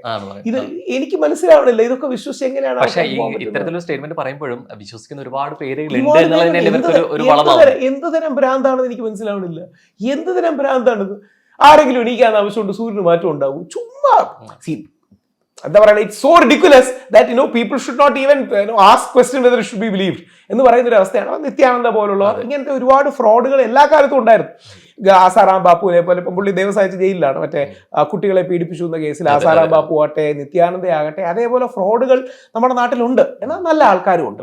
അപ്പം ഗാന്ധിജി ഒരു ഹിന്ദു സന്യാസിയാണ്, വിവേകാനന്ദൻ ഹിന്ദു സന്യാസിയാണ്, എന്നാൽ നല്ല ഒരുപാട് പേരുണ്ട്, ചീത്ത ആൾക്കാരും. ഇത് ഏത് മതങ്ങളിലാണെങ്കിൽ പോലും ഇത്തരത്തിലുള്ള കപട സന്യാസിമാരെ, ഹിന്ദു തന്നെയാണെങ്കിൽ പ്രീസ്റ്റ് ആണെങ്കിൽ പോലും, പക്ഷെ ഈ ജെന്യൂൻ കേസുകളിൽ വരെ ഇത് ഡോക്ടർമാരിൽ വ്യാജ ഡോക്ടർമാരുള്ളതുപോലെ, മാധ്യമപ്രവർത്തകരിൽ വ്യാജ മാധ്യമപ്രവർത്തകർ ഉള്ളതുപോലെ, എഞ്ചിനീയറിൽ കള്ള എഞ്ചിനീയർമാരും, അഡ്വക്കേറ്റിൽ കപട അഡ്വക്കേറ്റും വ്യാജ അഡ്വക്കേറ്റും ഉള്ളവർ ഈ അടുത്തിടെ കണ്ടു കാണും. ഗുജറാത്തിൽ 6 മാസമായിട്ടൊരു കോടതി തന്നെ പ്രവർത്തിക്കുന്നു, വ്യാജമായിട്ടൊരു കോടതി പ്രവർത്തിക്കും. അതൊക്കെ എങ്ങനെയാണെന്നുള്ളത്. അങ്ങനെയൊക്കെ എല്ലാത്തിനും വ്യാജന്മാര് കാണുമല്ലോ, അതുപോലെ ഉണ്ടാവുന്നേ ഉള്ളൂ. നമ്മുടെ ഇന്ത്യയുടെ ഏറ്റവും വലിയ പാരമ്പര്യം, നമ്മുടെ സ്വാതന്ത്ര്യ സമരം തന്നെ ആദ്യം തുടങ്ങുന്ന കാര്യങ്ങളിലൊന്ന് ഹിന്ദു സന്യാസിമാരും മുസ്ലിം ഫക്കീർമാരും ഒരുമിച്ച് ചേർന്നുള്ള സന്യാസി റെബല്യനാണ്. അതിന്റെ പശ്ചാത്തലത്തിലാണ് ആനന്ദമഠവും വന്ദേമാതരവും ഒക്കെ വരുന്നത്. അപ്പോൾ നമ്മുടെ നാടിന്റെ ഐക്യവും ബഹുസ്വരതയും ഒക്കെ അതാണ്. അപ്പോൾ ഇത് നമ്മളൊന്ന് എന്താ പറയുക പരിപോഷിപ്പിച്ചെടുത്തത്. ഇപ്പം സിഖുകാരുടെ ഗോൾഡൻ ടെമ്പിൾ കണ്ടു കാണും. സിഖുകാരുടെ ഗോൾഡൻ ടെമ്പിളിന് തറക്കല്ലിടുന്നത് ഒരു മുസ്ലിം സൂഫി വര്യനാണ്, മിയാമീർ എന്ന് പറയുന്ന സൂഫി വര്യനാണ്. ഞാൻ സൂഫികളുടെ ഒരു പരിപാടിക്ക് പോയിരുന്നു. അപ്പോൾ സൂഫി പാരമ്പര്യം നമുക്ക് ഭയങ്കരമായിട്ട് എന്താ പറയുക ഇന്ത്യയെ ഇൻസ്പയർ ചെയ്തൊരു പാരമ്പര്യമാണ്, ക്രിസ്തീയ പാരമ്പര്യമാണ്. ലോകത്തിലെ, ഞാൻ പലപ്പോഴും എറണാകുളത്ത് വരുമ്പോൾ പ്രത്യേകിച്ച് പറയാറുണ്ട്, ഞാൻ ഇസ്രായേലിൽ പോയിരുന്നു ഇസ്രായേൽ ഗവൺമെന്റിന്റെ ഗസ്റ്റായിട്ട്, ഒരു ഇസ്രായേൽ പാലസ്റ്റീൻ പീസ് മിഷന്റെ ഭാഗമായിട്ട്. ഞാനിപ്പോൾ അവിടെ ചെന്ന് പറഞ്ഞ കാര്യങ്ങളിലൊന്ന്, ലോകത്ത് ഒരിക്കലും ജൂതന്മാർ ആന്റി ജൂ സെന്റിമെന്റ്സ് നേരിടാത്തൊരു സ്ഥലം നമ്മുടെ ഇന്ത്യയാണ്. ലോകത്ത് ആദ്യമായിട്ട് 2500 വർഷം മുമ്പ് അവരുടെ അമ്പലം റോമാക്കാർ തകർക്കുമ്പോൾ അവർ നമ്മുടെ നാട്ടിലോട്ടാണ് വരുന്നത്. ലോകത്തെ ആദ്യത്തെ ജൂയിഷ് സെറ്റിൽമെന്റ് കേരളത്തിലാണ്. ലോകത്തിലെ ആദ്യത്തെ ക്രിസ്തീയ പള്ളി, അതായത് പരിശുദ്ധ വത്തിക്കാൻ ഉണ്ടാകുന്നതിന് 400 വർഷം മുമ്പ് നമുക്ക് നമ്മുടെ നാട്ടിൽ ക്രിസ്ത്യാനികളുണ്ട്. അതായത് AD 52 മുതൽ തോമാസ് ലീഹയുടെ കാലം മുതൽ നമ്മുടെ നാട്ടിൽ ക്രിസ്ത്യാനികളുണ്ടെന്നാണ് നമ്മുടെ വിശ്വാസം. ലോകത്തിലെ 3ാമത്തെ ഏറ്റവും പഴയ മുസ്ലിം പള്ളി, വിശുദ്ധ മെക്കയും വിശുദ്ധ മദീനയും കഴിഞ്ഞാൽ നമ്മുടെ ചേരമൻ പെരുമാൾ പെരിയാർ, നമ്മുടെ രാജാവായിരുന്ന ചേരമൻ അല്ലെങ്കിൽ ചേര രാജാവ് മക്കത്ത് പോയി പ്രവാചകൻ മുഹമ്മദ് നബി സല്ലല്ലാഹു അലൈഹി വസല്ലത്തെ കണ്ടു എന്നാണ് നമ്മുടെ വിശ്വാസം. ഇതാണ് ഇന്ത്യയുടെ മഹത്വം. ഈ പോസിറ്റീവിനെ ഒരുമിച്ച് കൊണ്ടുപോകാൻ നമുക്ക് കഴിയും, ഇല്ലെങ്കിൽ പരസ്പരം അടികൂടാൻ കഴിയും. ഇപ്പൊ നമ്മൾ സോഷ്യൽ മീഡിയ കാണുന്നത് ഒന്നെങ്കിൽ എല്ലാ ദിവസവും രാവിലെ എണീച്ച് അങ്ങോട്ടും ഇങ്ങോട്ടും അടികൂടുന്നവരെയാണ്. ആ അടികൂടുന്നവരെ ഒരു സമാധാനത്തിന്റെ പാതയിലേക്ക് കൊണ്ടുവരികയാണ് നമ്മൾ ചെയ്യേണ്ടത്. ഈ പലപ്പോഴും അഭിപ്രായങ്ങൾ ഈ വിഷയത്തെ പറ്റി എന്ത് സംസാരിക്കുന്നതിനേക്കാൾ അപ്പുറത്തായിട്ട് ഈ അഭിപ്രായങ്ങളിലെ ആൺപക്ഷം പെൺപക്ഷം എന്നുള്ള രീതിയിലേക്ക് മാറ്റപ്പെട്ടു തുടങ്ങിയിരിക്കുന്നു, അല്ലെ തുടങ്ങിയിരിക്കുന്നില്ല, കുറേ ഏറെ ആയിട്ട് എന്നുള്ളത്. ഈ പത്രത്തിൽ ഏറ്റവും സമകാലികമായിട്ടുള്ള വിഷയത്തെ എടുത്തു ഒരു പ്രസ്താവനയായിരുന്നു KR മീരയുടേത്. ഇത്തരത്തിൽ ഒരു റിലേഷൻഷിപ്പിൽ നിന്ന് ഒഴിഞ്ഞു പോവാൻ പെണ്ണിന് സാധിക്കുന്നില്ലെങ്കിൽ, അല്ലെങ്കിൽ ഷാരോൺ അത്തരത്തിലുള്ള പ്രവണതകൾ വീണ്ടും ആവർത്തിക്കപ്പെടുന്നു എന്നുള്ള എൻ്റെ ഒരു സ്റ്റേറ്റ്മെന്റ് ഇങ്ങനെ ആഘോഷിക്കപ്പെടുന്നത്. ഞാൻ റോഹനോട് വളരെ ബ്ലണ്ടായിട്ട് ഇതിന്റെ കൗണ്ടർ ക്വസ്റ്റ്യൻ ചോദിക്കാം. ഷാരനാണ് ഗ്രീഷ്മയെ കൊന്നതെന്നിരിക്കട്ടെ, രാഹുൽ ഈശ്വർ ഇതേപോലെ ചാനലിലോ പരിപാടിക്കോ വന്നിരുന്നത് ഷാരൻ റാങ്കൊക്കെ കിട്ടുന്നവനാണ്. ഷാരന് ഗതിയില്ലായിരുന്നു, അവൾ തലേന്ന് ഒഴിഞ്ഞു പോകുന്നില്ലായിരുന്നു. അവസാനം ഗത്യന്തരമില്ലാതെ അന്തസ്സോടെ കഷായം കലയ്ക്ക് കൊടുത്തു. ചിലപ്പോ ഒക്കെ കഷായം ഷാരന് കൊടുക്കേണ്ടി വരും എന്ന് ഞാൻ പറഞ്ഞിരുന്നെങ്കിൽ എന്നെ അറസ്റ്റ് ചെയ്യൂലേ? ഞാൻ പറഞ്ഞിരുന്നെങ്കിൽ അവിടെ പുരുഷൻ സ്ത്രീ എന്നുള്ള ആദ്യം വരുന്നതും പുരുഷൻ, അതായത് ഷാരൻ ഗ്രീഷ്മയെ കൊന്നതാണ് ഞാൻ ന്യായീകരിച്ചിരുന്നെങ്കിൽ എന്നെ അറസ്റ്റ് ചെയ്യൂലേ? തീർച്ചയായിട്ടും. KR മീര ചെയ്തത് തെറ്റാണെന്നെങ്കിലും പറയണ്ടേ? അറസ്റ്റ് ഒന്നും ചെയ്യണ്ട, തെറ്റാണെന്നെങ്കിലും പറയണ്ടേ? ഇന്ന് ഞാൻ പോയി പോലീസ് 10 ദിവസം ഫെബ്രുവരി 4 പരാതി കൊടുത്തിരുന്നു. ഇന്ന് ബഹുമാനപ്പെട്ട പോലീസുകാർ അത് സീലും സൈനും അടിച്ച് ആ പരാതി സ്വീകരിച്ച് തന്നു. അവരതിൽ അന്വേഷണം ഇടണം, FIR ഇടണമെന്ന് ഞാൻ പറഞ്ഞിട്ടുണ്ട്. ഇതിന്റെ കാരണം ഒരു മനുഷ്യനെ കൊന്നതിന് ശേഷം അതിനെ ന്യായീകരിച്ചാണ് കമാൽ പാഷ സാറ്, നമ്മുടെ ഹൈക്കോടതി ജഡ്ജിയാണ്, KR മീര മാഡത്തെ പോലുള്ള എഴുത്തുകാരൊക്കെ വരുന്നത്. ഒരാളെ കൊല്ലുകയാണ്, എന്നിട്ട് അതിനെപ്പോലും നമ്മൾ ന്യായീകരിക്കുന്നു. നേരെ തിരിച്ച് ഞാൻ നാളെ ഗ്രീഷ്മയെ ഷാരോൺ കൊന്നാൽ ന്യായീകരിച്ചാൽ ഞാൻ ജയിലിലാണ്. ഇവർ പറഞ്ഞത് തെറ്റാണെന്നെങ്കിലും പറയാൻ ഒരു ആർജവം നമ്മൾ കാണിക്കണം. ഈ പലപ്പോഴും അഭിപ്രായങ്ങളിൽ ഈ പുരുഷപക്ഷം ചേരാത്തത് എവിടേക്കോ ഈ പുരോഗമനത്തിന്റെ ഭാഗമായിട്ടാണ്. ഞാൻ പുരുഷപക്ഷവാദിയാണ്. പക്ഷേ നമ്മുടെ നാട്ടിലെ പല ആൾക്കാരും കരുതുന്നത് പുരുഷവിരോധമാണ് പുരോഗമനമെന്നാണ്. പുരുഷവിരോധമാണെന്ന് പറഞ്ഞാൽ ഞാൻ സ്ത്രീയുടെ കൂടെയാണ്. ഇപ്പൊ ജസ്റ്റ് ഒന്ന് ആലോചിച്ചു, യൂട്യൂബിലൊക്കെ കോണ്ടന്റ് ചെയ്യുന്ന ആളല്ലേ, എന്തുകൊണ്ടായിരിക്കും കമാൽ പാഷ സാർ അങ്ങനെ പറഞ്ഞത്? അതായത് അന്തസ്സോടെ കലക്കി കൊടുത്തു. അല്ലെങ്കിൽ ഈ ഒരു ലിറ്ററേച്ചർ ഫെസ്റ്റിവലിൽ ചെന്ന് KR മീര പറയുന്നത് ആ ചിരിയൊക്കെ കണ്ടു കാണും. ഞാൻ തന്നെ അത് പലയിടത്തും കൊടുത്തില്ല. ഒരു ചിരിയ, ഒരു അസഭ്യമായ ചിരിയോടുകൂടി ചിലപ്പോൾ ഒക്കെ കഷായം കലക്കി കൊടുക്കേണ്ടി വരുമെന്ന് പറയുന്നത് യൂട്യൂബിന്റെ ഭാഷയെ പറഞ്ഞാൽ ഹുക്ക് ഇടാൻ നോക്കുകയാണ്. അതായത് നമ്മൾ യൂട്യൂബിൽ കോണ്ടന്റ് ചെയ്യുമ്പോൾ പറയും എന്തെങ്കിലും ഒരു ഹുക്ക് വേണം, ആ ഹുക്ക് വെച്ചാണ് ആൾക്കാരെ കൊണ്ടുവരുന്നത്. തംബ്നെയിൽ വേണം, തംബ്നെയിലിന് പ്രൊവോക്കേറ്റീവ് ആയിട്ടുള്ള ഒരു ടൈറ്റിൽ വേണം. ഈ പ്രൊവോക്കേറ്റീവ് ആയിട്ടുള്ള ടൈറ്റിലിൽ നമ്മൾ സാധാരണക്കാർ നോക്കിയാൽ കുഴപ്പമില്ല, ഹൈക്കോടതി ജഡ്ജിയും വലിയ എഴുത്തുകാരും പോലീസുകാരും ഒക്കെ നോക്കി തുടങ്ങിയ ഈ നാടിന്റെ ഗതി. ഈ ക്ലിക്ക് ബൈറ്റ് ഹൈക്കോടതിയിലെ ജഡ്ജിയും മുമ്പ് നമ്മുടെ ഇദ്ദേഹം ഉണ്ടല്ലോ ഋഷിരാജ് സിംഗ് സാർ IG, അദ്ദേഹം പറയുണ്ടായി 14 സെക്കൻഡ് ഒരു പെൺകുട്ടിയെ നോക്കിയാൽ അറസ്റ്റ് ചെയ്യാൻ. അങ്ങനെ ഏത് നിയമമാണ് 14 സെക്കൻഡ് ഒരു പെൺകുട്ടിയെ നോക്കി അറസ്റ്റ് ചെയ്യാൻ വകുപ്പെടുന്നത്? അങ്ങനെ ഒരു നിയമമില്ല. പറയുന്നതാണ്. അപ്പൊ അല്ലെങ്കിൽ ഈ ക്ലിക്ക് ബൈറ്റിന് വേണ്ടി പറയുന്നതാണ്. നമ്മൾ സാധാരണക്കാർ യൂട്യൂബിൽ കുറച്ച് വ്യൂവിന് വേണ്ടി ക്ലിക്ക് ബൈറ്റിന് വേണ്ടി ഇങ്ങനെ പറഞ്ഞാൽ തെറ്റില്ല. പക്ഷേ കോടതിയും പോലീസും എഴുത്തുകാരും ഒക്കെ പറഞ്ഞാൽ ഈ നാടിന്റെ ഗതി അധോഗതിയാവും. അപ്പോൾ ഗ്രീഷ്മയെ ന്യായീകരിക്കാൻ കഴിയുന്നത് അതിനൊരു മാർക്കറ്റ് ഉള്ളതുകൊണ്ടും അത് പറഞ്ഞാൽ കോൺസിക്വൻസ് ഉണ്ടാവില്ല എന്ന തോന്നലുള്ളതുകൊണ്ടാണ്. ഞാൻ അതുകൊണ്ടാണ് പരാതി കൊടുത്തത്. എനിക്കെതിരെ, അതായത് ഹണി റോസിനെ വളരെ ബഹുമാന പുരസരം വിമർശിച്ചപ്പോൾ പോലും എനിക്കെതിരെ കേസെടുക്കണമെന്നാണ് വനിതാ കമ്മീഷൻ പറഞ്ഞത്, യുവജന കമ്മീഷൻ പറഞ്ഞത്. ഞാൻ എന്നിട്ട് അതേ യുവജന കമ്മീഷനും വനിതാ കമ്മീഷനും ഇവരുടെ പ്രസ്താവനകൾ അയച്ചു കൊടുത്തു. ഷാരന് യുവാവാണല്ലോ, എന്തുകൊണ്ടാണ് യുവജന കമ്മീഷൻ പ്രതികരിക്കാത്തത്? ശരിക്കും ഇപ്പൊ രണ്ടുപേർക്കെതിരെ പരാതി ഉന്നയിച്ചിട്ടുണ്ട്, ഹണി റോസിന് ഒപ്പം KR മീരയ്ക്കെതിരെ. എന്താണ് പരാതിയിൽ ഉന്നയിക്കുന്നത്? ഹണി റോസിനെതിരെ ഉന്നയിച്ച പരാതി എന്ന് പറഞ്ഞാൽ ഹണി റോസ് പറഞ്ഞു ഞാൻ ഓർഗനൈസ്ഡ് ക്രൈമിന്റെ ഭാഗമാണ്, ഹണി റോസിനെ ആത്മഹത്യയിലേക്ക് തള്ളിവിടുന്നു തുടങ്ങിയ കാര്യങ്ങൾ പറയുന്നുണ്ട്. ഞാൻ ഏത് ഓർഗനൈസ്ഡ് ക്രൈമിന്റെ ഭാഗമാണ്? ഹണി റോസിന്റെ ഇൻഫർമേഷൻ എവിടെ നിന്ന് കിട്ടി? ഓർഗനൈസ്ഡ് ക്രൈം എന്നൊക്കെ പറഞ്ഞാൽ വളരെ ഗ്രാവിറ്റിയുള്ള വേർഡാണ്. എന്ന് പറഞ്ഞാൽ പണ്ട് നമ്മുടെ കമ്പനി സിനിമയിലും മൊലാലേട്ടനൊക്കെ കാണിക്കുന്നത് പോലെ അവിടുത്തെ ദാവൂദും ഛോട്ടാ രാജനും ഛോട്ടാ ഷക്കീലും ഒക്കെ ചെയ്യുന്നതിനെയാണ് നമ്മൾ ഈ ഓർഗനൈസ്ഡ് ക്രൈം എന്ന് വിളിക്കുന്നത്. അതൊരു പ്രത്യേക സെഗ്മെന്റ് തന്നെയാണ് ഓർഗനൈസ്ഡ് ക്രൈം എന്ന് പറയുന്നത്. അപ്പോൾ ഞാൻ ഓർഗനൈസ്ഡ് ക്രൈമിന്റെ ഭാഗമാണ് പറഞ്ഞു. അപ്പൊ അതിന്റെ ഡിഫമേഷൻ, ക്രിമിനൽ ഡിഫമേഷൻ ആണ് ഫയൽ ചെയ്യുന്നത്. 1. 2, KR മീരയ്ക്കെതിരെ കൊലപാതകത്തെ ന്യായീകരിക്കുകയും പ്രോത്സാഹിപ്പിക്കുകയും ചെയ്യുന്നുള്ളതിൽ ഇതുകൊണ്ട് ഇവരെ മൂക്കിക്കയറ്റാൻ പോകണമെന്നോ ജയിലിലിടാൻ പോകണമെന്നോ ഒന്നും അല്ല. ഒരു FIR എങ്കിലും ഇട്ടാൽ നാളെ ഇത് പറയാൻ ആഗ്രഹിക്കുന്നവർക്കൊരു തടയാകും. ഒരു FIR എങ്കിലും ഇടുകയാണെങ്കിൽ ശരിയാണ്, ഞങ്ങളും ഉത്തരവാദിത്വത്തോടെ സംസാരിക്കണം. ഈ പലപ്പോഴും ഇത് നമ്മൾ പ്രതികരിക്കുന്നതും അല്ലെങ്കിൽ ഇപ്പോൾ FIR കൊടുത്തലാണെങ്കിൽ പോലും ഇവരോടുള്ള വ്യക്തിവിരോധം കൊണ്ടൊന്നുമല്ല. ഇപ്പോൾ ഹണി റോസിനോടോ KR മീരയോടുള്ള വ്യക്തിവിരോധം കൊണ്ടല്ല, മറിച്ച് ഇത്തരത്തിലുള്ള ഒരു നിലപാട് ജയിക്കണം, ഒരു നിലപാട്, ഒരു പൊസിഷൻ, ഒരു നിലപാട്. ആരെങ്കിലും ആവർത്തിക്കുമ്പോൾ ഇങ്ങനെ ഒരു നിയമം ഇവിടെ ഉണ്ട് എന്നുള്ളത് വരുത്തി തീർക്കാനുള്ള. അതായത് ഇവരിങ്ങനെ പ്രതികരിക്കുമ്പോൾ പാടില്ല എന്ന് പറയാൻ നമുക്കൊരു ലീഗൽ പൊസിഷൻ ആൻഡ് പ്രീസിഡൻസ്, ഒരു കീഴ്വഴക്കവും നിലപാടും വേണം. ബീർ ബൈസപ്സ്, ഞാനൊരു ഹിന്ദു റൈറ്റ് വിങ് ആക്ടിവിസ്റ്റ് ആണ്. ബീർ ബൈസപ്സ് ഒരു റൈറ്റ് ലീനിങ് പേഴ്സൺ ആണ്. ധ്രുവ്രാത്തിയാണ് ലിബറൽ. ബീർ ബൈസപ്സ് കുറച്ചുകൂടെ റൈറ്റ് ലീനിങ് ആണ്. അപ്പൊ എനിക്ക് ബീർ ബൈസപ്സിന്റെ കോണ്ടന്റ് ഇഷ്ടമാണ്. പക്ഷെ ആദ്യമായിട്ട് ബീർ ബൈസപ്സിനെതിരെ പരാതി കൊടുത്ത ഞാനാണ്. കാര്യം നമ്മുടെ നാട്ടിൽ ഒരിക്കലും കേൾക്കാത്ത പേരൻസ്, സെക്സ്, ജോക്ക് എല്ലാം കൂടെ ചേർത്ത് ഒരാൾ ഒരു വൃത്തികേട് പറയുകയാണെങ്കിൽ ഇതിന് എവിടെയാണ് ഹ്യൂമർ? ഒന്ന്, ഇത് പുള്ളിയുടെ ഒറിജിനൽ പോലും അല്ല, പുള്ളി വേറൊരു ഷോ ഇന്ന് കോപ്പി അടിച്ച് പറഞ്ഞതാണ്. അപ്പോൾ ഇതെന്തുകൊണ്ടാണ് ഇങ്ങനെ പറയുന്നത്? ഞാനിത് പറഞ്ഞു കഴിഞ്ഞാൽ കുറച്ച് കോൺട്രവേഴ്സി ഉണ്ടാകും, സാധനം വൈറലാകും, ഡിബേറ്റ് ഉണ്ടാകും എന്ന് വിചാരിച്ചാണ്. അത് നമ്മൾ അവസരം കൊടുക്കരുത്. പകരം FIR പോലത്തെ കാര്യം ഇടണം. മുംബൈ പോലീസിലെ ജോയിന്റ് കമ്മീഷണർ സത്യനാരായണൻ, ഞാൻ പരാതി കൊടുത്തു, പുള്ളി എന്നെ കോൺടാക്ട് ചെയ്തു. DCPF മുംബൈ പോലീസിന് പുള്ളി പരാതി ഫോർവേഡ് ചെയ്തു. ആദ്യത്തെ പരാതി എന്റെയാണ്. അതിന്റെ കാരണം അതൊരു ചെക്ക് ആൻഡ് ബാലൻസ് ആയി നിൽക്കണം. സബക് സിഖാന എന്നൊക്കെ ഹിന്ദിയിൽ പറയാം, അല്ലെങ്കിൽ മേക്ക് ആൻ എക്സാമ്പിൾ ഓഫ്, ഒരു ഉദാഹരണമാക്കുക, എക്സാമ്പിൾ ഉണ്ടാക്കുക. അതാണ് യഥാർത്ഥത്തിൽ ചെയ്തത്. ബീർ ബൈസപ്സും ബൗൺസ് ബാക്ക് ചെയ്യണം. എനിക്ക് ധ്രുവറാത്തിയെ വ്യക്തിപരമായിട്ട് കൂടെ അറിയാം. ധ്രുവറാത്തി ഒരുപാട് രൺവീറിന്റെ ഒരു സ്റ്റേറ്റ്മെന്റിനാണ് കുറച്ച് കോൺട്രവേഴ്സി ഉണ്ടാക്കിയെങ്കിൽ പോലും ഇത് ഇവിടെ രാഹുൽ ഈശ്വറിന് ഇത്തരത്തിലൊരു കേസ് കൊടുക്കുമ്പോൾ സപ്പോർട്ട് ഉണ്ടാവാൻ ലൈഫ് ഓഫ് ആജിയുടെ ഒരു കേരള സാർ 100% ലിറ്ററസി സാർ എന്ന് പറഞ്ഞതിനെ ഭയങ്കരമായിട്ടുള്ള വിദ്വേഷം ഉണ്ടാക്കിയത് ഇത്തരത്തിലുള്ള കേസ് കൊടുത്തപ്പോൾ സപ്പോർട്ടിന് ഭയങ്കരമായിട്ട് ചെയ്യുന്നുണ്ട്. അതല്ല, സിഖുകാരെ, പ്രത്യേകിച്ച് നമ്മൾ സിഖുകാരെ എല്ലാം വലിയ ഇഷ്ടപ്പെടുന്ന ഒരാളാണ് പുള്ളി. വേറെ എന്തെങ്കിലും തമാശ കോണ്ടെക്സ്റ്റിലായിരിക്കും, പക്ഷെ നമ്മുടെ ശക്തിയായ നമ്മുടെ ലിറ്ററസിയെ നമ്മൾ കളിയാക്കരുത്. അതായത് വിത്ത് ഡ്യൂ റെസ്പെക്ട്, പഞ്ചാബ് നമ്മുടെ ഏറ്റവും പ്രൗഢഗംഭീരമായ സംസ്ഥാനമാണ്. നമുക്ക് ഒരുപാട് സൈനികരെ തരുന്നതാണ്. സിഖ് റെജിമെന്റ് നമ്മുടെ അഭിമാനമാണ്. സിഖ് ഗുരുക്കന്മാർ നമ്മുടെ അഭിമാനമാണ്. പക്ഷേ നമ്മളെ എങ്ങനെ കളിയാക്കുമ്പോൾ നമുക്കൊരു ഇമോഷൻ ഉണ്ടാകുന്നുണ്ട്. നമ്മളെന്തോ ആക്സെന്റ് കൊള്ളില്ല, മോശമാണ്. മലയാളികളാണ് യഥാർത്ഥത്തിൽ ഇന്ത്യയിൽ എല്ലാ ഭാഷയും കുറച്ച് ബാലൻസ് ചെയ്ത് യൂസ് ചെയ്യാൻ കഴിയും. പക്ഷെ എവിടേക്ക് ഒരു സർക്കസ് ആയിട്ട് കാണാൻ തന്നെ ഭയങ്കരമായിട്ട് അത് ഒഫൻഡഡ് ആയി പോയി എന്നുള്ള രീതിയിൽ. എന്റെ പ്രശ്നം 2 കാര്യങ്ങളാണ്. ഒന്ന്, ബീർ ബൈസപ്സിന്റെ ഈ കമന്റ്, ഈ രണ്ടും കൂടെ വരുമ്പോഴാണല്ലോ, രണ്ടും കൂടെ ഒരുമിച്ച് വരുമ്പോഴാണ് അത് ഭയങ്കരമായിട്ട് കത്തിയത്. രണ്ടും കൂടെ ഒരുമിച്ച് വരുമ്പോൾ അത് ഭയങ്കരമായിട്ട് കത്തുകയുണ്ടായി.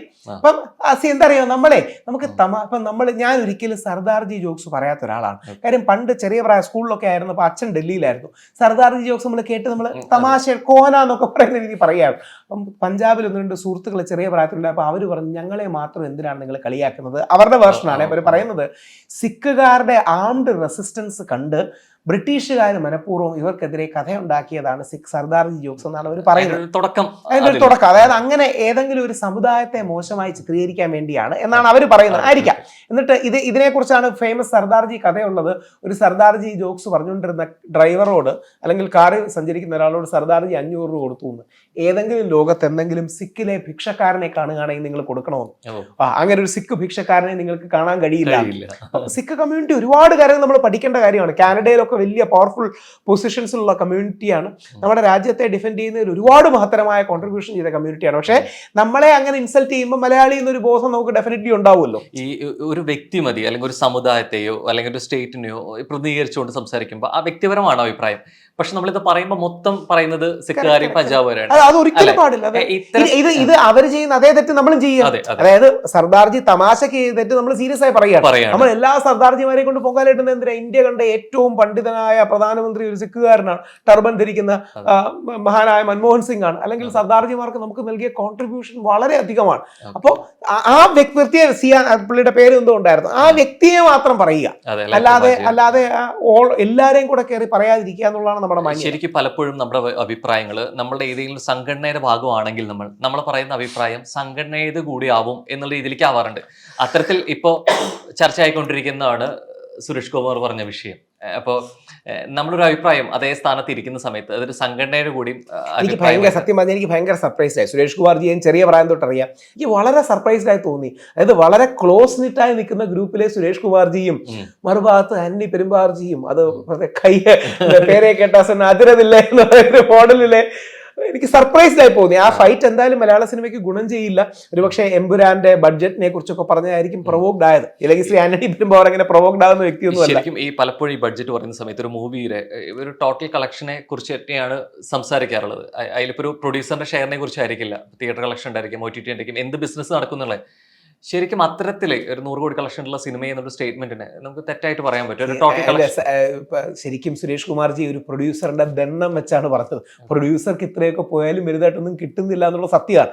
പ്രൊഡ്യൂസർ ഇല്ലാതെ ഒരു സിനിമ നടക്കില്ല എന്നുള്ളതും വലിയൊരു സത്യമാണ്. ഇന്ന് പല താരങ്ങളും ഈ സാറ്റലൈറ്റ് OTT വെച്ച് മാനേജ് ചെയ്യുന്നെങ്കിലും, അതായത് അവരുടെ കാശങ്ങ് അവർക്ക് കിട്ടുമല്ലോ എന്ന് പറഞ്ഞു. പക്ഷെ പ്രൊഡ്യൂസേഴ്സിന് കുറച്ച് ഇഷ്യൂസ് ഉണ്ടെന്നുള്ള സത്യമാണ്. പക്ഷെ പ്രശ്നം എന്ന് പറഞ്ഞാലേ നമ്മൾ ഈ 100 കോടി 200 കോടി എന്നൊക്കെ പറഞ്ഞ് പരസ്യം സിനിമാക്കാർ കൊടുക്കുന്നത് കൂടുതൽ ആൾക്കാർ കയറാൻ വേണ്ടിയാണ്.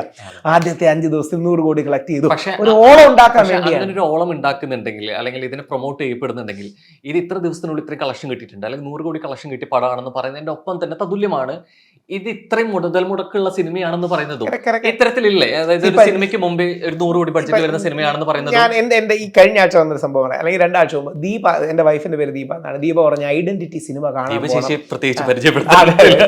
ഐഡന്റിറ്റി കാണാൻ പോകണം. 2025 ആദ്യ ഹിറ്റാണ് ഐഡന്റിറ്റി. അതിപ്പോ എന്തോ 50 കോടി ക്ലബിലോ എന്തോ കയറും. അന്ന് ഏതോ ഒരു പരസ്യതാണ്. ഇപ്പോഴാണ് നമ്മൾ അറിയുന്നത് 3 കോടിയെ കളക്ട് ചെയ്തുള്ളൂ, 30 കോടി ചെലവായി. ഐഡന്റിറ്റി എല്ലാവരും കാണുന്നു, നമുക്ക് പോയി കാണും. അപ്പൊ ഞങ്ങൾ അങ്ങനെ ഐഡന്റിറ്റി പോയി കണ്ടു. സിനിമ കുഴപ്പമില്ലെന്നേ ഉള്ളൂ, സ്റ്റൈലിഷ് ഒക്കെ ആയിട്ട് എടുത്തിട്ടുണ്ട്. ഭയങ്കര കോംപ്ലക്സിറ്റി ആയി പോയി ഐഡന്റിറ്റി എന്ന് പറയുമ്പോൾ. ഭയങ്കര ഒരുപാട് സബ് പ്ലോട്ട്സ്, ലെയേഴ്സ്. പക്ഷേ ഒരു 100 കോടിയിലേക്ക് കളക്ട് ചെയ്യുന്നു, അല്ലെങ്കിൽ മറ്റേ പുലിമുരുകൻ 100 കോടി എത്തി, അല്ലെങ്കിൽ KGF 1000 കോടി എത്തി. ഇപ്പൊ പുഷ്പ സിനിമ വലിയ ഗുണമൊന്നുമില്ല, പുഷ്പ 1500 കോടി കളക്ട് ചെയ്തു എന്നൊക്കെ പറയുമ്പോൾ ഒരു ആൾക്കാർക്ക് ബാൻഡ് വാഗൺ എഫക്ട്. ശരിക്കും ഇംഗ്ലീഷിൽ അല്ലെങ്കിൽ സൈക്കോളജിയിൽ ടെക്നിക്കലി ഇതിനെ പറയുന്നത് ബാൻഡ് വാഗൺ എഫക്ട് എന്നാണ്. എല്ലാവരും ബാൻഡ് അടിച്ച് പോകുമ്പോൾ നമ്മളും ആ ബാൻഡിലൂടെ ചേരുമെന്ന് പറയുന്ന സാധനം. ഓളം ഉണ്ടാക്കുക എന്നൊക്കെ നമ്മൾ പറയും. മാഹോൽ ഖടാ കർണ, ക്രിയേറ്റിംഗ് ആൻ അറ്റ്മോസ്ഫിയർ. ശരിക്കും ഈ പരസ്യം കൊടുക്കുന്നത് ഇവർക്കൊക്കെ വലിയ ജീവിതത്തിൽ അച്ചീവ്മെന്റ് നേടിയെന്നും അടുത്ത പ്രൊഡ്യൂസറെ കിട്ടാനും ഇത്തരം കാര്യങ്ങൾക്ക് വേണ്ടിയാ. അപ്പൊ സുരേഷ് കുമാർജിയുടെ ദണ്ണം എന്ന് പറഞ്ഞാൽ 100 കോടി എന്ന് പറഞ്ഞാലും പ്രൊഡ്യൂസറിന്റെ 50 ലക്ഷം പോലും കിട്ടുന്നില്ല എന്നുള്ളതാണ് പുള്ളിയുടെ ദണ്ണം. പക്ഷേ പലപ്പോഴും അത് ഈ ഡാമ്പൻ ദ സ്പിരിറ്റ് എന്ന് പറയും. അതായത് നമ്മളിങ്ങനെ ഹൈ ആയി നിൽക്കുമ്പോൾ ആരെങ്കിലും അണച്ചൊതുക്കി എന്നൊക്കെ പറയുന്നത് പോലെ. പക്ഷെ അത് ബാധിക്കുന്നത് ഭയങ്കരമായിട്ട് മേഖലയിൽ തന്നെയല്ലേ, സിനിമാ മേഖലയെ ബാധിക്കും. എനിക്ക് സുരേഷ് കുമാർജി അത് എനിക്ക് അന്നത്തെ ഒരു പ്രത്യേക മൂഡിൽ അത്രയും ഇതായിട്ട് പറഞ്ഞാണ്. ഇപ്പൊ എമ്പുരാൻ ഇത്രയൊന്നും കളക്ട് ചെയ്യില്ല എന്നൊക്കെ പറയുന്നതിന്റെ ഒരു സാധനം ഒക്കെ പറയുമ്പോഴേ ഒരു നെഗറ്റീവ് അടിക്കും. നമ്മൾ ശരിക്കും സിനിമാ മേഖലയെ സ്ഥിരം പറയുന്ന ഒരു കാര്യമുണ്ട്. സിനിമാ മേഖലയുടെ ഒരുപാട് സുഹൃത്തുക്കളുള്ളതുകൊണ്ടാണ് ഒരു നെഗറ്റീവ് അല്ല, പരമാവധി പോസിറ്റീവേ നമ്മൾ പറയാവൂ. എല്ലാ സിനിമയും ഇറങ്ങുമ്പോൾ എല്ലാ താരങ്ങളും വന്നിരുന്ന് പറഞ്ഞു കണ്ടിട്ടില്ല, ഇത് വളരെ ഡിഫറെന്റ് ഒരു സിനിമയാണ് എന്ന് പറഞ്ഞാലേ ആള് കയറും. ഇതൊരു പ്രോഡക്റ്റ് അല്ലേ, വിറ്റ് പോണ്ടേ. ഇത് ഈ പ്രൊഡക്റ്റ് എന്തിരിക്കുന്നതിനൊപ്പം തന്നെ മാർക്കറ്റിംഗിന് ഭയങ്കര പ്രൊഡക്റ്റ്, മാർക്കറ്റിംഗ്, ബ്രാൻഡിങ്. ഈ സിനിമാ താരങ്ങളുടെ എല്ലാം ബ്രാൻഡ് വാല്യൂ വളരെ പ്രധാനമാണ്. ഇപ്പം പൃഥ്വിരാജിന് ഒരു പ്രത്യേക റേറ്റ് ഉണ്ട്, അല്ലെങ്കിൽ നയൻതാരയ്ക്ക് ഒരു റേറ്റ് ഉണ്ട്. ഈ റേറ്റ് വെച്ചല്ലേ അടുത്ത സിനിമ വരുന്നത്. അപ്പൊ ഇങ്ങനെ ഹൈയിൽ നിൽക്കണം, എല്ലാവരും ഒരു ഓളത്തിൽ ഇങ്ങനെ ഹൈ ആയിട്ട് നിന്നാലേ ഈ ബിസിനസ് ഒക്കെ നടക്കുകയുള്ളൂ. ഇടയ്ക്ക് ഒരുപാട് നഷ്ടങ്ങൾ ഉണ്ടാവും. ഇപ്പം സുരേഷ് കുമാർജിയുടെ ഫുള്ള് ഞാൻ പത്രസമ്മേളനം വായിച്ചു നോക്കി, പല സിനിമകളും ഈ വർഷം ഇറങ്ങിയത് പറഞ്ഞാൽ അറിയത്തോലുമില്ല. അങ്ങനെ സിനിമ ഇറങ്ങി നമ്മൾ അറിഞ്ഞുപോലുമില്ല. അതായത് അവർക്ക് മാർക്കറ്റിങ്ങിനും മറ്റും കാശില്ല, സിനിമയെ ഇറക്കാൻ പറ്റുന്നില്ല. അപ്പം ഈ വ്യവസായം നിലനിൽക്കണമെന്നുള്ള അദ്ദേഹത്തിന്റെ കൺസേൺ വളരെ ജെനുവിനാണ്. പക്ഷേ അതിനൊപ്പം തന്നെ ഈ കമ്പാരിറ്റീവ്ലി മറ്റ് ഫിലിം ഇൻഡസ്ട്രികളെ സംബന്ധിച്ചിടത്തോളം ചെറുതാണെന്ന് പറയുമ്പോൾ വലിയ സിനിമകൾ സംഭവിക്കുന്നതിന് കൂടി തന്നെ ഒരു ബാരിയർ ആയിട്ട് മാറുകയല്ലേ. ഇതിന്റെ പ്രശ്നം എന്ന് പറഞ്ഞാൽ നമ്മുടെ സിനിമ നിലനിന്നില്ലെങ്കിലുള്ള പ്രശ്നം ആദ്യത്തെ 2-3 മാസം നമുക്ക് വിഷമം ഉണ്ടാവും. പിന്നെ ഇംഗ്ലീഷും ഹിന്ദിയും തമിഴും തെലുങ്കും നമ്മൾ കണ്ടങ്ങ് പോകും. അവർ കൂടി വന്ന് അതിന്റെ മലയാളം കൂടെ ഇറക്കും, നമ്മുടെ ഇൻഡസ്ട്രി ഇല്ലാതാവും. അപ്പൊ നമ്മുടെ ഇൻഡസ്ട്രിയോട് നമുക്കൊരിത് വേണം. തമിഴും തെലുങ്കും ഒക്കെ കോടാനും ഇപ്പൊ ബാഹുബലി പോലൊരു സാധനത്തോട് നമുക്ക് കോമ്പീറ്റ് ചെയ്യാൻ പോലും പറ്റില്ല. പണ്ട് ഇപ്പം KGF പോലത്തെ ഒരു സിനിമ വരണം, അതാണ് നമ്മുടെ ഇദ്ദേഹത്തിന്റെ പ്ലാൻ. എനിക്ക് അതാണ് ആന്റണി പെരുമ്പാവൂർ പറഞ്ഞതിൽ ഏറ്റവും സ്ട്രൈക്കിംഗ് ആയി തോന്നി. ആന്റണി ജി പറഞ്ഞത് KGF അറിയാലോ, പണ്ട് കന്നഡ മൂവി ഇൻഡസ്ട്രി എല്ലാവർക്കും പുച്ഛമായിരുന്നു. കന്നഡ മൂവി ഇൻഡസ്ട്രി എന്ന് പറഞ്ഞാൽ ഒന്നെങ്കിൽ ഡബ് ചെയ്ത സിനിമകൾ അല്ലെങ്കിൽ ഗുണമില്ലാത്ത സിനിമകൾ ഏറ്റവും മോശമായിരുന്നു. KGF ആണ് കന്നഡയെ വേറെ ലെവലിൽ എത്തിച്ചത്. അല്ലെങ്കിൽ കാന്താര വന്നു, KGF 2 വന്നു. നമുക്ക് അതേപോലെ ഒരു പാൻ ഇന്ത്യൻ എന്തുകൊണ്ട് ഉണ്ടായിക്കൂടാ? ഒരൊറ്റ സിനിമ കൊണ്ട് മാറുന്ന സിനിമ കൊണ്ട് KGF മാറി. അപ്പൊ നമുക്കൊരു KGF വേണ്ടേ? എമ്പുരാൻ ആ KGF ആയി മാറട്ടെ. ഒരു സിനിമ കൊണ്ട് ഇൻഡസ്ട്രിയെ മാറ്റാൻ പറ്റുന്ന ഓൾറെഡി. ഈ പുറകെ വരുമ്പോ ഒരു സിനിമയുടെ റിലീസിന് അപ്ഡേറ്റ്സിനോളം തന്നെ മലയാള സിനിമ ലോകത്തെ കുറിച്ചോ അല്ലെങ്കിൽ സംഘടനയെ കുറിച്ചിട്ടോ വരുന്ന കോൺട്രവേഴ്സികളാണെങ്കിലും വിവാദങ്ങൾ ഇത് സംഭവിച്ചുകൊണ്ടേ ഇരിക്കുന്നുണ്ട്. ഒന്നില്ലെങ്കിൽ എന്തിനെ കുറിച്ച് ഒരു സ്റ്റേറ്റ്മെന്റിനെ കുറിച്ച് പറയുമ്പോൾ വല്ലാതെ ഇതിന് ശ്രദ്ധ കിട്ടുന്നുണ്ട് സിനിമാ മേഖലയാകുമ്പോൾ. അത്തരത്തിലൊന്നത് ശരിക്കും ഹേമ കമ്മിറ്റി റിപ്പോർട്ട് വരുന്നത് ശരിക്കും ഇത് ശുദ്ധീകരിച്ചോ അതോ തളർത്തിയോ? രണ്ട് കാര്യങ്ങളാണ്. ഹേമ കമ്മിറ്റിയോട് ബന്ധപ്പെട്ട് ഒരുപക്ഷെ മലയാള സിനിമയുടെയും മറ്റും തലപ്പത്തിരിക്കുന്ന കുറച്ചുപേരോടെങ്കിലും വ്യക്തിപരമായി സംസാരിക്കാനോ കഴിഞ്ഞു, അവരുടെ സ്റ്റാൻഡൊക്കെ അറിയാൻ. ഹേമ കമ്മിറ്റിയെ എല്ലാവരും സ്വാഗതം ചെയ്യുകയാണ്. സിനിമാ മേഖലയിൽ ഒരു ശുദ്ധീകരണശോധ കൊണ്ട് ഉണ്ടാകുന്നെങ്കിൽ നല്ലതാണ്. പക്ഷേ ഹേമ കമ്മിറ്റിയെ വെച്ച് സിനിമാ മേഖലയെ ടാർഗറ്റ് ചെയ്ത് ടാർണിഷ് ചെയ്യുന്നതിനോടാണ് എല്ലാവർക്കും വിരോധം. അതായത് കാടടച്ച് വെടിവെക്കുകയാണ്. പ്രമുഖ നടന്മാരെല്ലാം പീഡകരാണ്, മോശക്കാരാണെന്നൊക്കെ. ഇപ്പൊ എന്തായി പല കേസുകളും അതിനോടനുബന്ധിച്ച് വന്ന കേസുകൾ, ശ്രീ രഞ്ജിത്തിനെതിരെയുള്ള കേസ് വ്യാജ കേസാണെന്ന് കർണാടക ഹൈക്കോടതി പറയുകയുണ്ടായി. അതായത് 2015 ആ ഹോട്ടലിൽ തുടങ്ങിയത്, 2012 ആ ഹോട്ടലിൽ വെച്ച് പീഡിപ്പിച്ചു എന്നാണ് കേസ്. എന്നിട്ട് രേവതി മാഡത്തിന്റെ അടക്കം പേര് വലിച്ചടിച്ചു. രേവതിക്ക് എന്റെ നഗ്ന ചിത്രങ്ങൾ രഞ്ജിത്ത് അയച്ചു കൊടുത്തു എന്നൊക്കെ പറഞ്ഞ് ഒരു ആള് വന്നു. എത്ര വ്യാജ പരാതികളാണ് കൂടുതൽ സംഭവിച്ചുകൊണ്ടിരിക്കുന്ന സമയത്ത് ഈ ജെന്യുവൻ ആയിട്ടുള്ള കേസുകളൊന്നും കൂടി യഥാർത്ഥ അതിജീവിതമാരുടെ ഏറ്റവും വലിയ ശത്രു വ്യാജ അതിജീവിതമാരാണ്. യഥാർത്ഥ അതിജീവിതമാർക്ക് ഏറ്റവും വിലയില്ലാതാക്കുന്നത് ഈ വ്യാജ അതിജീവിതമാരാണ്. ശ്രീ മുകേഷിനെതിരെയുള്ള പരാതി, റേപ്പ് ചെയ്ത ഒരു ആണിനെതിരെ ആണിന് ആർക്കെങ്കിലും ഉമ്മയൊക്കെ അയക്കുമോ, ഫ്ലൈങ് കിസ് ഒക്കെ അയക്കുമോ, കാശി ഒഴിക്കുമോ? അതെന്ത് തരം റേപ്പാണ്? നിവിൻ പോളിയുടെ റേപ്പിന്റെ കാര്യം കണ്ടു കാണും. ഡിസംബർ 15-16 റേപ്പ് ചെയ്തു എന്ന് പറഞ്ഞു. എന്നിട്ട് കുറച്ച് കഴിഞ്ഞ് ഈ കുട്ടിയോട് ചോദിച്ചപ്പം നിവിൻ പോളി കേരളത്തിലുണ്ടായിരുന്നു എന്ന് തെളിഞ്ഞു. നിവിന്റെ ഭാഗ്യം ചോദിച്ചു പറഞ്ഞു, ഉറക്കപ്പിച്ചിൽ ഞാൻ ഡേറ്റ് മാറ്റി പറഞ്ഞതാണ്. അതെന്ത് സാധനമാണ്? ഉറക്കപ്പിച്ചിൽ വൈകിട്ട് മെയിൻ സ്ട്രീം മീഡിയയിൽ ഇരിക്കുമ്പോൾ ഉറക്കപ്പിച്ചിൽ എങ്ങനെയാണ് ഡേറ്റ് മാറ്റാൻ പറ്റും? അപ്പം ഇത്തരം ഒരുപാട് കാര്യങ്ങളുണ്ട് എന്നൊരു തിരിച്ചറിവ് നമുക്ക് വേണം. ഉമ്മൻചാണ്ടി സാറിനെ വ്യാജപരാതി നൽകി കൊടുക്കുകയും നിവിൻ പോളിയെ വ്യാജപരാതി നൽകി കൊടുക്കുകയും എൽദോസ് കുന്നപ്പള്ളി MLA വ്യാജപരാതി നൽകി കൊടുക്കുകയും കേവലം ഒരു തെളിവ് പോലും ഇല്ലാതെ ഒരു ലൈവിൽ വന്നിരുന്ന് പറഞ്ഞാൽ അത് വിശ്വസനീയമാവുന്ന തരത്തിലോട്ട് കൃത്യം കണക്കായിട്ട് പറയാം. സിദ്ദിഖിനെതിരെ വ്യാജപരാതി കൊടുത്ത 14 പേർക്കെതിരെ ഫേസ്ബുക്കിൽ വ്യാജപരാതി ഇട്ട വ്യക്തിക്ക് 1 രൂപ ചെലവില്ല. വെറുതെ മൊബൈലിൽ ഫേസ്ബുക്കിൽ ഇടുക. ശ്രീ സിദ്ദിഖിന് ഏറ്റവും കുറഞ്ഞ 30-40 ലക്ഷം രൂപയെങ്കിലും ചിലവായി കാണും. 30-40 ലക്ഷം രൂപ അദ്ദേഹം ഇത്രയും വർഷം കൊണ്ട് ബുദ്ധിമുട്ടി ഉണ്ടാക്കിയതല്ലേ. അദ്ദേഹത്തിന്റെ മകൻ ഷഹീനും മകന്റെ മകനും അല്ലെങ്കിൽ പിള്ളേർക്കൊക്കെ ഉണ്ടാവേണ്ടതല്ലേ. മുകുൾ റോഹത്തകിയാണ് കൊണ്ടുവന്നത്. ഒരു 4 വർഷം കൊണ്ട് പുള്ളി വന്നു. ഓരോ തവണയും കാശ് കൊടുക്കണ്ടേ? ഇവരാരും ചാരിറ്റിക്ക് വേണ്ടി വാദിക്കുമല്ലോ. സത്യം എന്റെ ഭാഗത്താണെന്ന് പറഞ്ഞാൽ അവർ വാദിക്കുമല്ലോ. അത് അഡ്വക്കേറ്റ്സിന്റെ മറ്റൊരു വിഷയം. ഇവര് ലക്ഷക്കണക്കിന് രൂപ മേടിച്ചിട്ടില്ല വാദിക്കുന്നത്. ആ പെൺകുട്ടിക്ക് പോയത് വെറും ഒരു വാക്ക്. ശ്രീ സിദ്ദിഖിന് കള്ളപ്പരാതിയുടെ പേരിൽ പോയത് 40 ലക്ഷം രൂപ അല്ലെങ്കിൽ 30 ലക്ഷം രൂപ. ഇതാണ് യഥാർത്ഥ സംഭവിക്കുന്നത്. ശ്രീ ദിലീപിന്റെ കാര്യം ഇന്നല്ലെങ്കിൽ നാളെ വിധി വരും. കൂടി 2 മാസത്തിനുള്ളിൽ വിധി വരും. ശ്രീ ദിലീപിനെതിരെ കടുകുമണിയോളം തെളിവില്ല. അതായത് ശ്രീ ദിലീപ് എന്തെങ്കിലും കുറ്റം ചെയ്തു എന്ന് കടുകുമണിയോളം തെളിവില്ല. പക്ഷെ ദിലീപിനെ ഇത്ര കാലമായിട്ട് വേട്ടയാടുന്നില്ലേ? ഇത് പറയുമ്പോൾ അങ്ങയുടെ മനസ്സിൽ കാണും, ഒന്നുമില്ലാതെ അങ്ങനെയൊക്കെ പോലീസുകാർ പറയുമോ എന്നൊരു ചോദ്യം. ഞാൻ തിരിച്ചൊരു ചോദ്യം ചോദിക്കാം. നിങ്ങൾക്ക് കൺവിൻസിംഗ് ആണെന്നൊരു ചോദ്യം ചോദിക്കാം. ശ്രീ ദിലീപിനെതിരെ ചില ആൾക്കാർക്കെങ്കിലും സംശയം തോന്നും, തീയില്ലാതെ പുകയുണ്ടാവും, 86 ദിവസം ജയിലിൽ കിടന്നൊക്കെയല്ലേ എന്തെങ്കിലുമൊക്കെ കുറ്റം ചെയ്ത് കാണുമേ, ഇപ്പം മറച്ചു വെക്കുന്നതായിരിക്കും. ഒരു കുറ്റവും ചെയ്യാതെയാണ് നമ്പിനാരായണൻ എന്ന് പറഞ്ഞ ഇന്ത്യ കണ്ട ഏറ്റവും വലിയ ശാസ്ത്രജ്ഞന്മാരിൽ ഒരാൾ 50 ദിവസം ജയിലിൽ കിടന്നത്. എന്താ വിഷയം എന്നറിയാമോ? മാലിദ്വീപിൽ നിന്ന് വന്ന 2 സ്ത്രീകളിൽ ഒരാളായ മറിയം റഷീദയോട് അന്നത്തെ ഒരു CIക്ക് ലൈംഗികമായ താല്പര്യം തോന്നി. 2-3 പ്രാവശ്യം അപ്രോച്ച് ചെയ്തിട്ട് അവർ പറ്റൂല എന്ന് പറഞ്ഞു. ഇവരോടുള്ള ദേഷ്യം തീർക്കാനും ബാക്കി കഥകളും എല്ലാം കൂടെ വെച്ച് ഇയാളൊരു കഥയുണ്ടാക്കി. രാഹുൽ ഈശ്വർ പറയുന്നതല്ല, CBIയുടെ കുറ്റപത്രമാണ്. ഞാൻ പറയുന്നതല്ല, CBIയുടെ കുറ്റപത്രത്തിൽ നിന്ന് പറയുന്നതാണ്. ആളുടെ പേരൊന്നും പറയുന്നില്ല, ഇപ്പം പ്രായമൊക്കെ ആയി, അതുകൊണ്ട് ആ പർട്ടിക്കുലർ പോലീസ് ഉദ്യോഗസ്ഥരുടെ പേരൊന്നും ഞാൻ പറയുന്നില്ല. യഥാർത്ഥത്തിൽ ഇന്ത്യ കണ്ട ഏറ്റവും വലിയ ചാരക്കേസായി മാറിയതിൻ്റെ തുടക്കം ഈ സ്ത്രീയോട് സെക്ഷൽ താല്പര്യമൊക്കെ തോന്നുകയും ഫിസിക്കൽ അപ്രോച്ച് ചെയ്തപ്പോൾ നടക്കാത്ത വന്നപ്പോൾ കഥയുണ്ടാക്കി. ഈ ഞാൻ പോലീസുകാരോട് പലപ്പോഴും പറയാറുണ്ട്, നിങ്ങൾ കഥ എഴുതാൻ താല്പര്യമുണ്ടെങ്കിൽ പോലീസ് ഡിപ്പാർട്ട്മെൻറ്റിൽ നിൽക്കരുത്, സിനിമാ മേഖലയിലേക്ക് വരണം, ക്രിയേറ്റീവ് ഇൻഡസ്ട്രിയിലേക്ക് വരണം.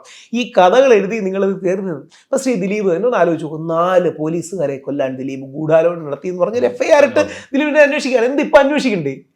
ഇപ്പൊ അതിന് പ്രശ്നങ്ങളൊന്നുമില്ല. 4 പോലീസിനെ കൊല്ലാൻ നോക്കിയാൽ എന്തെങ്കിലും അന്വേഷണത്തിൽ അപ്ഡേറ്റ് കണ്ടിട്ടുണ്ടോ? ശരിക്കും ഇത്തരം വന്ന് ഇതിന്റെ ശരിയോ തെറ്റോ അല്ലെങ്കിൽ ഇതിന്റെ പിന്നാമ്പുറ സംഭവങ്ങൾ അറിഞ്ഞു വരപ്പിക്കും. ഇത്തരം ഈ വർഷങ്ങൾ എന്ന് പറയുന്നത് ഒരു വർഷങ്ങൾ മാത്രമല്ല, 86 ദിവസം ശ്രീ ദിലീപ് ജയിലിൽ കിടന്നു. എന്തിനാ ജയിലിൽ കിടന്നത്? പുള്ളിക്ക് ഈ കേസുമായിട്ട് യാതൊരു ബന്ധവും ഇല്ല. അതായത് ഇനി 2 പിന്നെന്തായിരുന്നു എന്റെ അടുത്തത്, കാവ്യ മാധവനാണ് മാഡം. അതായത് ഇതിന്റെ പിന്നിൽ ഒരു മാഡം ഉണ്ട് എന്നുള്ള പറഞ്ഞ ഒരു സാധനം ഓർമ്മ കാണും. ഒരാഴ്ചയോളം ഞാൻ തന്നെ പല മുഖ്യധാരാ ചാനലുകളിൽ വിടുന്നു, കാവ്യാണോ മാഡം? പാവം കാവ്യ ജീവിതത്തിൽ ഒരിക്കൽ കണ്ട് സംസാരിച്ചിട്ടുള്ളവരങ്ങനെ പറയില്ല. ഇതിന്റെ എല്ലാം പിന്നിൽ കാവ്യാണ്. കുറച്ച് കഴിയുമ്പോൾ ആ വാർത്തയുടെ ഒരു ഗും മാറി. അടുത്തത് കാവ്യയുടെ അമ്മയാണ് മാഡം പറഞ്ഞ് ചർച്ച ചെയ്തു. എന്തൊക്കെയാണ് നമ്മൾ ആ ഫാമിലിയോട് ചെയ്തത്, എന്ത് തെറ്റ് ചെയ്തു എന്നാ പറയുന്നത് ശ്രീ ദിലീപ്. എന്തിനാണ് ശ്രീ ദിലീപ് ഈ അതിജീവിതയെ കൊടുക്കുന്നത്? അതായത് കാവ്യ കുടുക്കി എന്ന് പറഞ്ഞ എൻ്റെ കാവ്യ ഓർമ്മ കാണുമല്ലോ, കാവ്യ മാഡം ആണെന്ന് പറയും. ഈ പോലീസ് പറയുന്നത് ഈ അതിജീവിത കാരണമാണ് ശ്രീ ദിലീപിന്റെയും മുമ്പുള്ള അദ്ദേഹത്തിന്റെ ഭാര്യ ശ്രീമതി മഞ്ജുവാരുടെയും കല്യാണം തകരുകയും ഇവർ കല്യാണം കഴിക്കാൻ കാരണക്കാരിയും. അങ്ങനെ ഒരു വ്യക്തിയെ കാവ്യമാധവ് കൊടുക്കുന്നത് എന്തിനാണ്? എന്തെങ്കിലും ലോജിക്ക് വേണ്ടേ? എന്തെങ്കിലും ഒരു minimum sense of common sense വേണ്ടേ? കാവ്യമാധവനാണ് കുടിക്കുന്നത്, കാവ്യമാധവന്റെ അമ്മയാണ് കുടിക്കുന്നത്. ആൾക്കാർക്ക് കഥയുണ്ടാക്കാൻ ഒരു മടിയില്ല. അവർ ക്രിയേറ്റീവ് ഇൻഡസ്ട്രിയിലേക്ക് വരണം. ഈ ന്യൂസ് മേഖലയിലും പോലീസ് മേഖലയിലും പോരുത്. യഥാർത്ഥത്തിൽ പോലീസുകാർ മനഃപൂർവ്വം കഥയുണ്ടാക്കി പോയതാ. ഈ ബാലേന്ദ്രകുമാർജി മരിച്ചുപോയി, അതുകൊണ്ട് മരിച്ച ഒരാളെ കുറിച്ച് ഒന്നും പറയുന്നില്ല. അദ്ദേഹമായിട്ട് ജീവിച്ചിരുന്നപ്പോൾ ആശയപരമായൊക്കെ വിയോജിപ്പാണെങ്കിലും വ്യക്തിപരമായി ഞാൻ ബഹുമാനിച്ചിരുന്നു. അദ്ദേഹത്തിന് വയ്യാതെ കിടക്കുമ്പോൾ ഞാൻ വിളിച്ചിരുന്നു. എന്തൊക്കെ കഥയാണ് ഗ്രൂപ്പിലിട്ട് തട്ടാൻ തീരുമാനിച്ചു. അവിടെ ഇവിടെയുള്ള 2-3 പുള്ളി സിനിമാ മേഖലയുള്ള 2 കട്ട് ചെയ്ത് അവിടെ നിന്ന് എഡിറ്റ് ചെയ്ത് നമുക്ക് ഒരാളുടെ ശബ്ദശകലം ഉണ്ടാകുന്നതിന് എന്താ ബുദ്ധിമുട്ട്? എന്നിട്ട് പുള്ളി കോടതിയിൽ ചെയ്തു. യഥാർത്ഥത്തിൽ പുള്ളിയുടെ ഒരു സിനിമ ശ്രീ ദിലീപ് ചെയ്യാൻ ഉദ്ദേശിച്ചിരുന്നു. ദിലീപ് അതിൽ നിന്ന് ബാക്ക് ഓഫ് ചെയ്തു. പുള്ളി കുറേ പേരുടെ നിന്ന് കാശ് മേടിച്ചിട്ടുണ്ട്. പുള്ളി അവരോടെല്ലാം ശ്രീ ദിലീപിനോട് വിളിച്ചു പറഞ്ഞു, ദിലീപേട്ടൻ അവരോട് പറയണം, ഞാൻ ഈ സിനിമ ചെയ്യും, എനിക്ക് അതിന് ഗ്യാപ്പ് വേണം. ദിലീപേട്ടൻ പറഞ്ഞു പറ്റൂല. ഈ ദേഷ്യം തീർക്കാൻ വേണ്ടി പുള്ളി വന്നതാണ്. എത്ര കാലമായി അതിജീവിതയ്ക്ക് നീതി കിട്ടണം. കടുകുമണിയോളം തെളിവില്ല എന്ന് പറയുമ്പോൾ വരെ ഇത്രത്തോളം വർഷം അതിലേക്ക് നീങ്ങി പോകുന്നത് എന്തുകൊണ്ടായിരിക്കും? അവിടെയാണ് നമ്മുടെ പോലീസ് സംവിധാനത്തിന്റെ ഇഷ്യൂ. അവിടെയാണ്. അതായത് എന്താ സംഭവിക്കുക എന്ന് പറഞ്ഞാൽ, റൺ ബേബി റൺ കണ്ടിട്ടുണ്ടല്ലോ, ആ സിനിമയാണ് യഥാർത്ഥ സംഭവിക്കുക. സാർ കോടതിയിൽ തെളിവ് ഉണ്ടത്രേ, സാർ ദിലീപ് പൾസർ സുനിയെ കണ്ടിട്ടുണ്ടത്രേ, ഞങ്ങൾക്ക് അന്വേഷിക്കണം എന്ന് പറയും. കോടതിക്ക് അന്വേഷിക്കണമെന്ന് പറയാൻ പറ്റും. 2 ആഴ്ച കഴിഞ്ഞ് വരും. 2 ആഴ്ച കഴിഞ്ഞ് പോലീസുകാരെ വീണ്ടും കോടതി അന്വേഷിച്ചുകൊണ്ടിരിക്കുകയാണ്. ഒരു 2 ആഴ്ചയും കൂടെ കഴിഞ്ഞിട്ട് വരും. അതിന് കോടതി വേറെ എന്തെങ്കിലും അവധിയായിരിക്കും. ഇങ്ങനെയാണ് ആ മനുഷ്യൻ 86 ദിവസം കിടന്നത്. കടുകുമണിയോളം ശ്രീ ദിലീപും പൾസർ സുനിയും കണക്ട് ചെയ്യുന്ന എന്തെങ്കിലും തെളിവോ എന്തെങ്കിലും രേഖയോ ഏതെങ്കിലും മാധ്യമങ്ങളിലോ മറ്റോ വന്നു? 2 അടുത്ത സീരിയസ് ആയ കാര്യങ്ങളാണ്. ശ്രീ ദിലീപിനെതിരെ പോലീസുകാർ വ്യാജ ഫോട്ടോഷോപ്പ് ഉണ്ടാക്കി. രാഹുൽ ഈശ്വർ പറയുന്നതല്ല, പോലീസിന്റെ DGP ആയിരുന്ന ശ്രീലേഖ പറയുന്നതാണ്, ഞാൻ പറയുന്നതല്ല. ശ്രീ ദിലീപിനെതിരെ വ്യാജ ഫോട്ടോഷോപ്പ് പോലീസ് ഉണ്ടാക്കി. ഞാൻ ആ ഫോട്ടോഷോപ്പും കാണിക്കാം. എല്ലാ പത്രങ്ങൾക്കും അതായത് പോലീസ് യഥാർത്ഥത്തിൽ ഈ കേസ് നടത്തിയത് മീഡിയയിലൂടെയാണ്. അതായത് മീഡിയയുടെ മാക്സിമം സപ്പോർട്ടോടുകൂടി എടുത്ത് ഒരു പബ്ലിക് സെന്റിമെന്റ്സ് ദിലീപിനെതിരെ ആക്കിയാണ് ഇവർ ചെയ്തത്. ദിലീപ് പൾസർ സുനിന്ന് അടിക്കുകയാണെങ്കിൽ നിങ്ങൾക്ക് ഒരു ഫോട്ടോ കിട്ടും. അതിൽ പോലീസ് വളരെ ചീപ്പായ ഫോട്ടോഷോപ്പ്, അതായത് നല്ല ക്വാളിറ്റി ഓഫ് ഫോട്ടോഷോപ്പ് പോലുമല്ല, വളരെ ചീപ്പായ ഫോട്ടോഷോപ്പ് ഉപയോഗിച്ച് നോക്കിയാണ് ദൂരെ കാണാൻ പറ്റുമെന്ന് അറിയില്ല. ഞാൻ ഈ ചിത്രമുണ്ട്, ഞാൻ ഇത് കഴിഞ്ഞ് അയച്ചു തരാം. അപ്പം നിങ്ങളുടെ ഓഡിയൻസിനും കാണാൻ പറ്റുന്ന രീതി ഉണ്ടാവും. ഈ പൾസർ സുനിയുടെ ഫോട്ടോയും ദിലീപിന്റെ ഫോട്ടോയും ഒക്കെ ചേർത്ത് വെച്ച് ഇനി എന്ത് ചെയ്യുമെന്നറിയാമോ? കോടതിയിൽ പോയി ഇത് തെളിവാന്ന് പറയില്ല. ബഹുമാനപ്പെട്ട കോടതി, ശ്രീ ദിലീപും പൾസർ സുനിയും ഒരുമിച്ച് നിൽക്കുന്നു എന്ന് ആരോപിക്കപ്പെട്ടൊരു ഫോട്ടോ ഞങ്ങളുടെ കയ്യിൽ കിട്ടിയിട്ടുണ്ട്, അതിനെക്കുറിച്ച് അന്വേഷണം വേണം. അപ്പം കേൾക്കുന്നവൻ എന്തായി? ഫോട്ടോ കിട്ടിയെന്നായി. പത്രക്കാരെന്ത് റിപ്പോർട്ട് ചെയ്യും? ദിലീപും പൾസർ സുനിയും ഒരുമിച്ചിരിക്കുന്ന ഫോട്ടോ. ഇതാ ഇത് എല്ലാരും കണ്ടു കാണും. ഒരു ദിലീപിന്റെ കൂടെ മറ്റേ ജോർജേട്ടൻ പൂരത്തിൽ ഒരു സെൽഫി എടുത്തു എന്നൊക്കെ പറഞ്ഞൊരു വിവാദം ഉണ്ടായിട്ടുണ്ട്. പക്ഷേ എത്തരത്തിൽ വരുന്ന സമയത്തും അതൊരു തെളിവായിട്ടെന്നുള്ള രീതിയിലേക്കാണ് ഇത്. ഈ പുറകെ നിൽക്കുന്നവൻ പൾസർ സുനിയാണെന്നാണ് പറയുന്നത്. ഇത് പോലീസുകാരൻ എങ്ങനെ കണ്ടുപിടിച്ച് പുറകെ ഇരിക്കുന്ന പൾസർ സുനിയാണ്?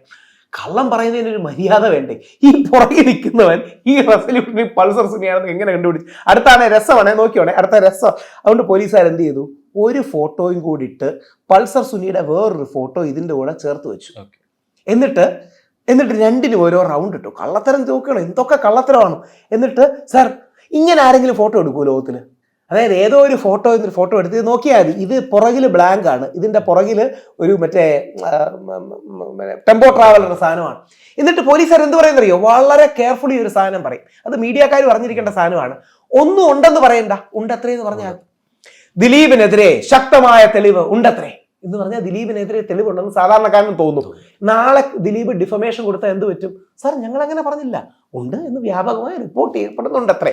കോടതിയിൽ പറയുന്നത് എന്താണ്? നമുക്ക് ഫോട്ടോ, കോടതി ഏറ്റവും വിശ്വസിക്കുന്ന ഫോട്ടോയും വീഡിയോ ഒക്കെയാണ്. കാര്യം കാണാൻ പറ്റുമല്ലോ. സാർ ദിലീപിനെതിരെ ശക്തമായ ഫോട്ടോഗ്രാഫിക് തെളിവ് ഞങ്ങളുടെ ഇത് എത്തിയിട്ടുണ്ടെന്നാണ് നമ്മളുടെ ഒരു വിഭാഗം, നമ്മുടെ അനാലിസിസ് പറയുന്നത്. അതിനെക്കുറിച്ച് അന്വേഷിച്ചോളൂ പറയും.